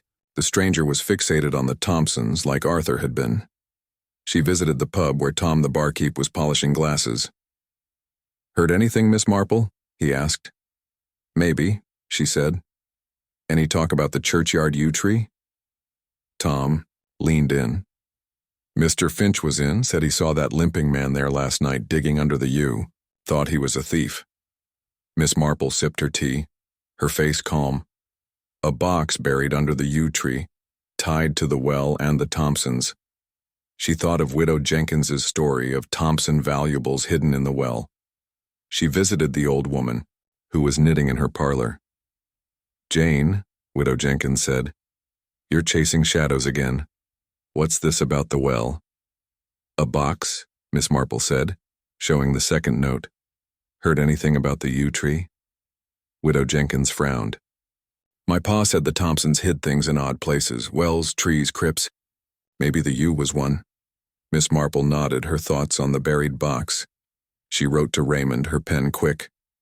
"Dear Raymond," she wrote, "check if James Thompson hid a box under a yew tree in St. Mary, Mead, tied to 1872. Look for a limping man, possibly a relative." She sealed it, her hand steady. As evening fell, Tommy led her to the churchyard, pointing to the yew tree's base, where the earth was freshly turned. Miss Marple knelt, her fingers brushing the soil, and found a small metal box, its lock rusted but intact. The rusty key didn't fit, but she took the box home, her heart racing.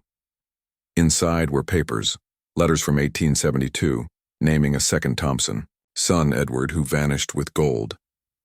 A new note fell out. "Edward's secret is yours. Keep it safe." Miss Marple closed the door, her eyes gleaming. A new Thompson, a new lie, and St. Mary Mead's shadows were stirring again. Chapter 18.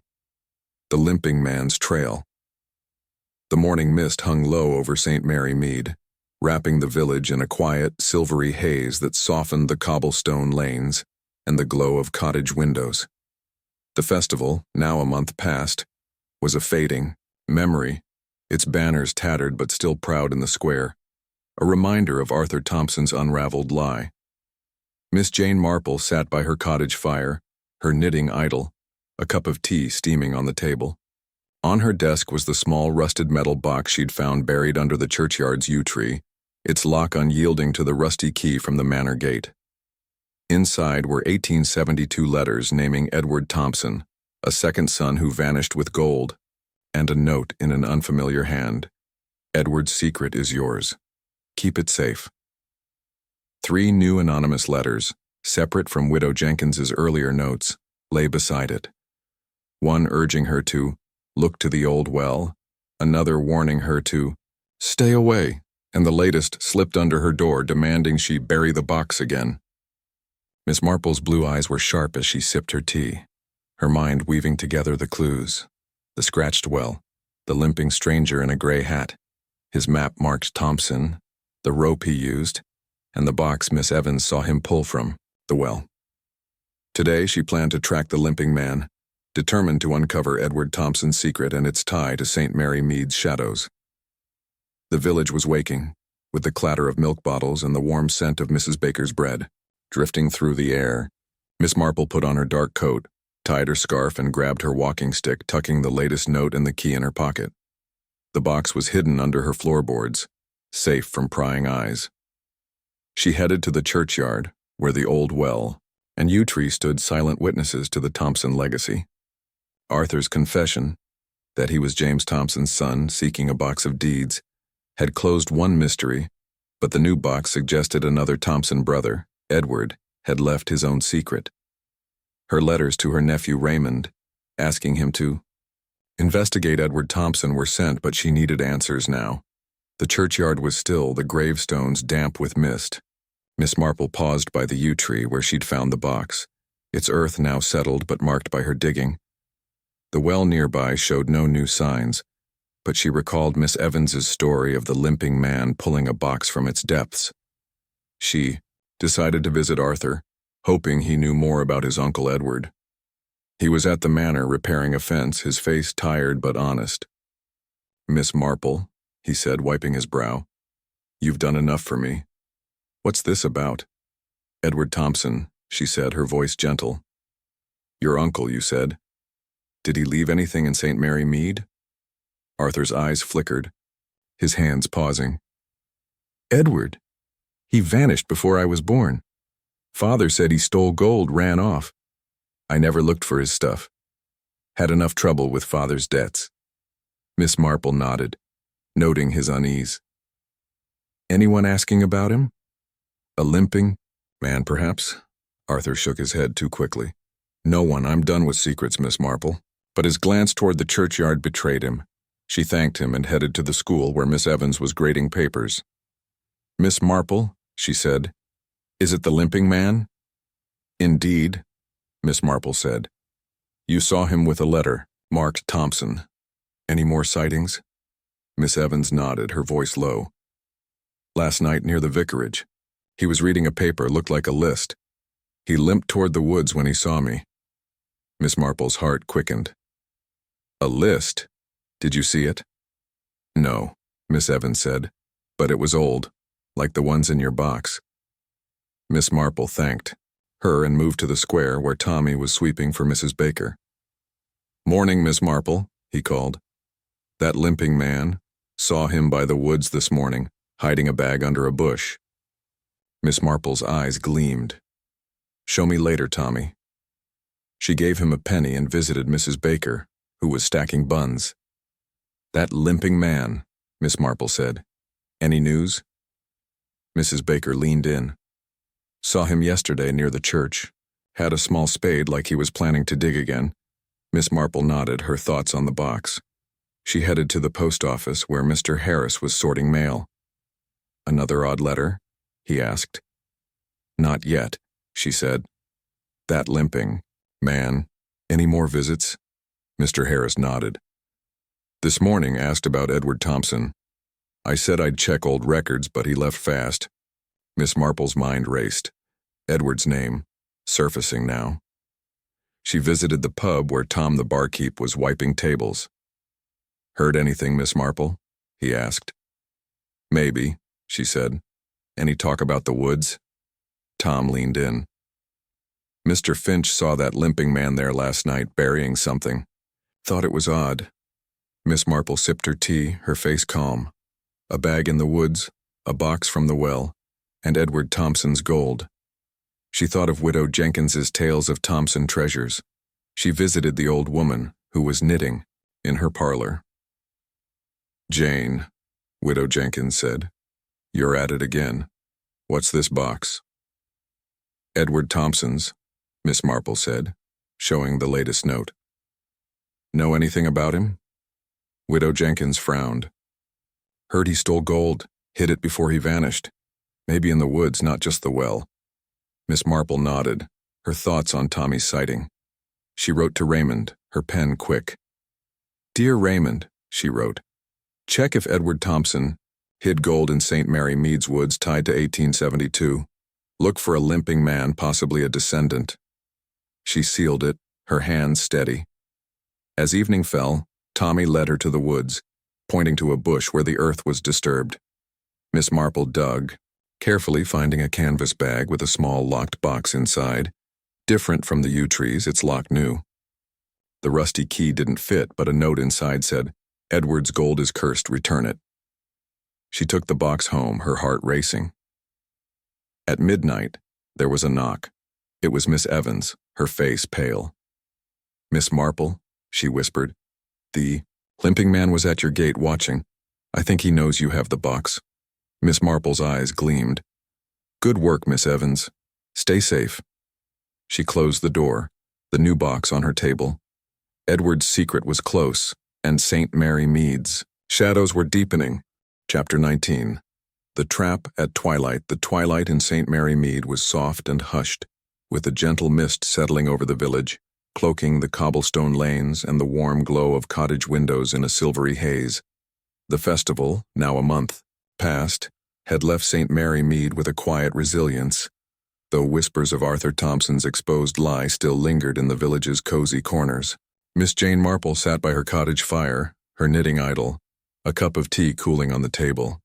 On her desk were two locked boxes, the rusted one from the churchyard's yew tree, holding 1872 letters about Edward Thompson's vanished gold, and a newer one from the woods found in a canvas bag, its lock unyielding to the rusty key from the manor gate. 4 anonymous letters, distinct from Widow Jenkins's earlier notes, lay beside them, one urging her to look to the old well, another warning her to stay away, a third demanding she bury the box again, and the latest slipped under her door, ordering her to destroy the box. Miss Marple's blue eyes were sharp as she sipped her tea, her mind weaving together the clues: the scratched well, the limping stranger in a gray hat, his map marked Thompson, the rope he used, the boxes, and the limping man's sighting near her cottage. Tonight she planned to set a trap for the limping man, hoping to catch him and uncover Edward Thompson's secret before St. Mary Mead's shadows grew darker. The village was settling for the evening, with the baker's oven quiet and the soft clink of teacups in parlors. Miss Marple put on her dark coat, tied her scarf, and grabbed her walking stick, tucking the latest note in her pocket. The boxes were hidden under her floorboards, safe from intruders. She headed to the churchyard, where the old well and yew tree stood, their secrets tied to the Thompson legacy. Arthur's confession, that he was James Thompson's son, seeking deeds to clear debts, had resolved one mystery, but Edward, his uncle, had left a trail of gold and lies. Her letters to her nephew Raymond, asking him to investigate Edward's disappearance, were sent, but she needed to act now. Miss Marple met Tommy in the square, his freckled face eager under his cap. "Ready, Miss Marple?" he whispered, clutching a small lantern. "Ready," she said, her voice low. "You'll watch the yew tree, Tommy. If the limping man comes, signal with your lantern. 2 flashes." Her plan was simple. She'd place a decoy box, a tin from her kitchen near the yew tree, baiting the limping man while she and Miss Evans watched from the churchyard's edge. If he took it, they'd follow him to his hideout. Tommy nodded, scampering to his post. Miss Marple headed to the school where Miss Evans waited, her dark hair tied back. "Miss Marple," she said, "this feels risky. Are you sure?" "Quite sure," Miss Marple said, her eyes twinkling. "You'll hide by the church gate. If he moves, we'll trail him. Keep your scarf up. He's seen you before." Miss Evans nodded, her face determined. They walked to the churchyard, the mist thickening, muffling their steps. Miss Marple placed the decoy box under the yew tree, its tin glinting faintly, then joined Miss Evans behind a gravestone. The night was still, the well's dark mouth silent nearby. Her heart quickened, her mind on the limping man's map and the note about Edward's cursed gold. An hour passed, the mist curling, when Tommy's lantern flashed twice. Miss Marple's breath caught. A tall, thin figure limped into view, his gray hat low, a cane tapping the ground. He paused by the yew tree, his eyes scanning, then knelt, lifting the decoy box. He muttered, "Another one?" and tucked it into his coat, limping toward the woods. Miss Marple signaled Miss Evans, and they followed, keeping to the shadows. The limping man moved quickly, his cane steady, leading them to a small shed in the woods, its door ajar.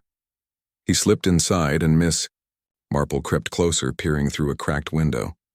The man opened the decoy box, cursing when he found it empty, then pulled out a map and a letter, muttering, "Edward's gold is close." Miss Marple whispered to Miss Evans, "Fetch the mayor.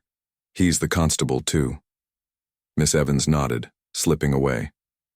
Miss Marple waited, her heart pounding, until the man emerged, his face grim. She stepped forward, her voice calm. "Good evening, sir. Looking for something?" The limping man froze, his eyes wide. "You? How?" "The box was a lure," she said, her stick tapping. "I have the real ones with Edward Thompson's letters. Who are you and why chase his gold?" He hesitated, his cane trembling. "I'm Edward's son, Thomas. My father hid gold here, stole it from creditors. I came to find it, to clear his name." Miss Marple's eyes narrowed. "And the notes? The threats?" "Not mine," he said, his voice shaking. "Someone else wants the gold, too. I only wanted what's mine." Before she could press, footsteps sounded, Mayor Thompson and Miss Evans, with Tommy trailing. "What's this?" the mayor boomed, grabbing the limping man's arm. "Miss Marple, explain." "He's Thomas Thompson," she said, "Edward's son after his father's gold, but someone else is watching, sending notes." She held up the latest, her voice steady. "We'll sort this at your office, Mayor." The limping man didn't resist, his shoulders slumping. Miss Marple led the way, her mind racing. Another Thompson, another secret, but the notes suggested a hidden hand. Back home, she lit her fire, the boxes safe, and wrote to Raymond. "Dear Raymond, Edward Thompson's son is here seeking gold. Check for other claimants tied to 1872. She sealed it, her hands steady. A knock came at midnight. It was Tommy, his face pale. "Miss Marple," he whispered, "I found another note by your gate. The gold is mine.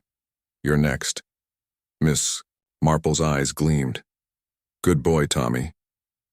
She closed the door, the note in her hand. Edward's gold was stirring St. Mary Mead's shadows, and Miss Marple was ready to face them.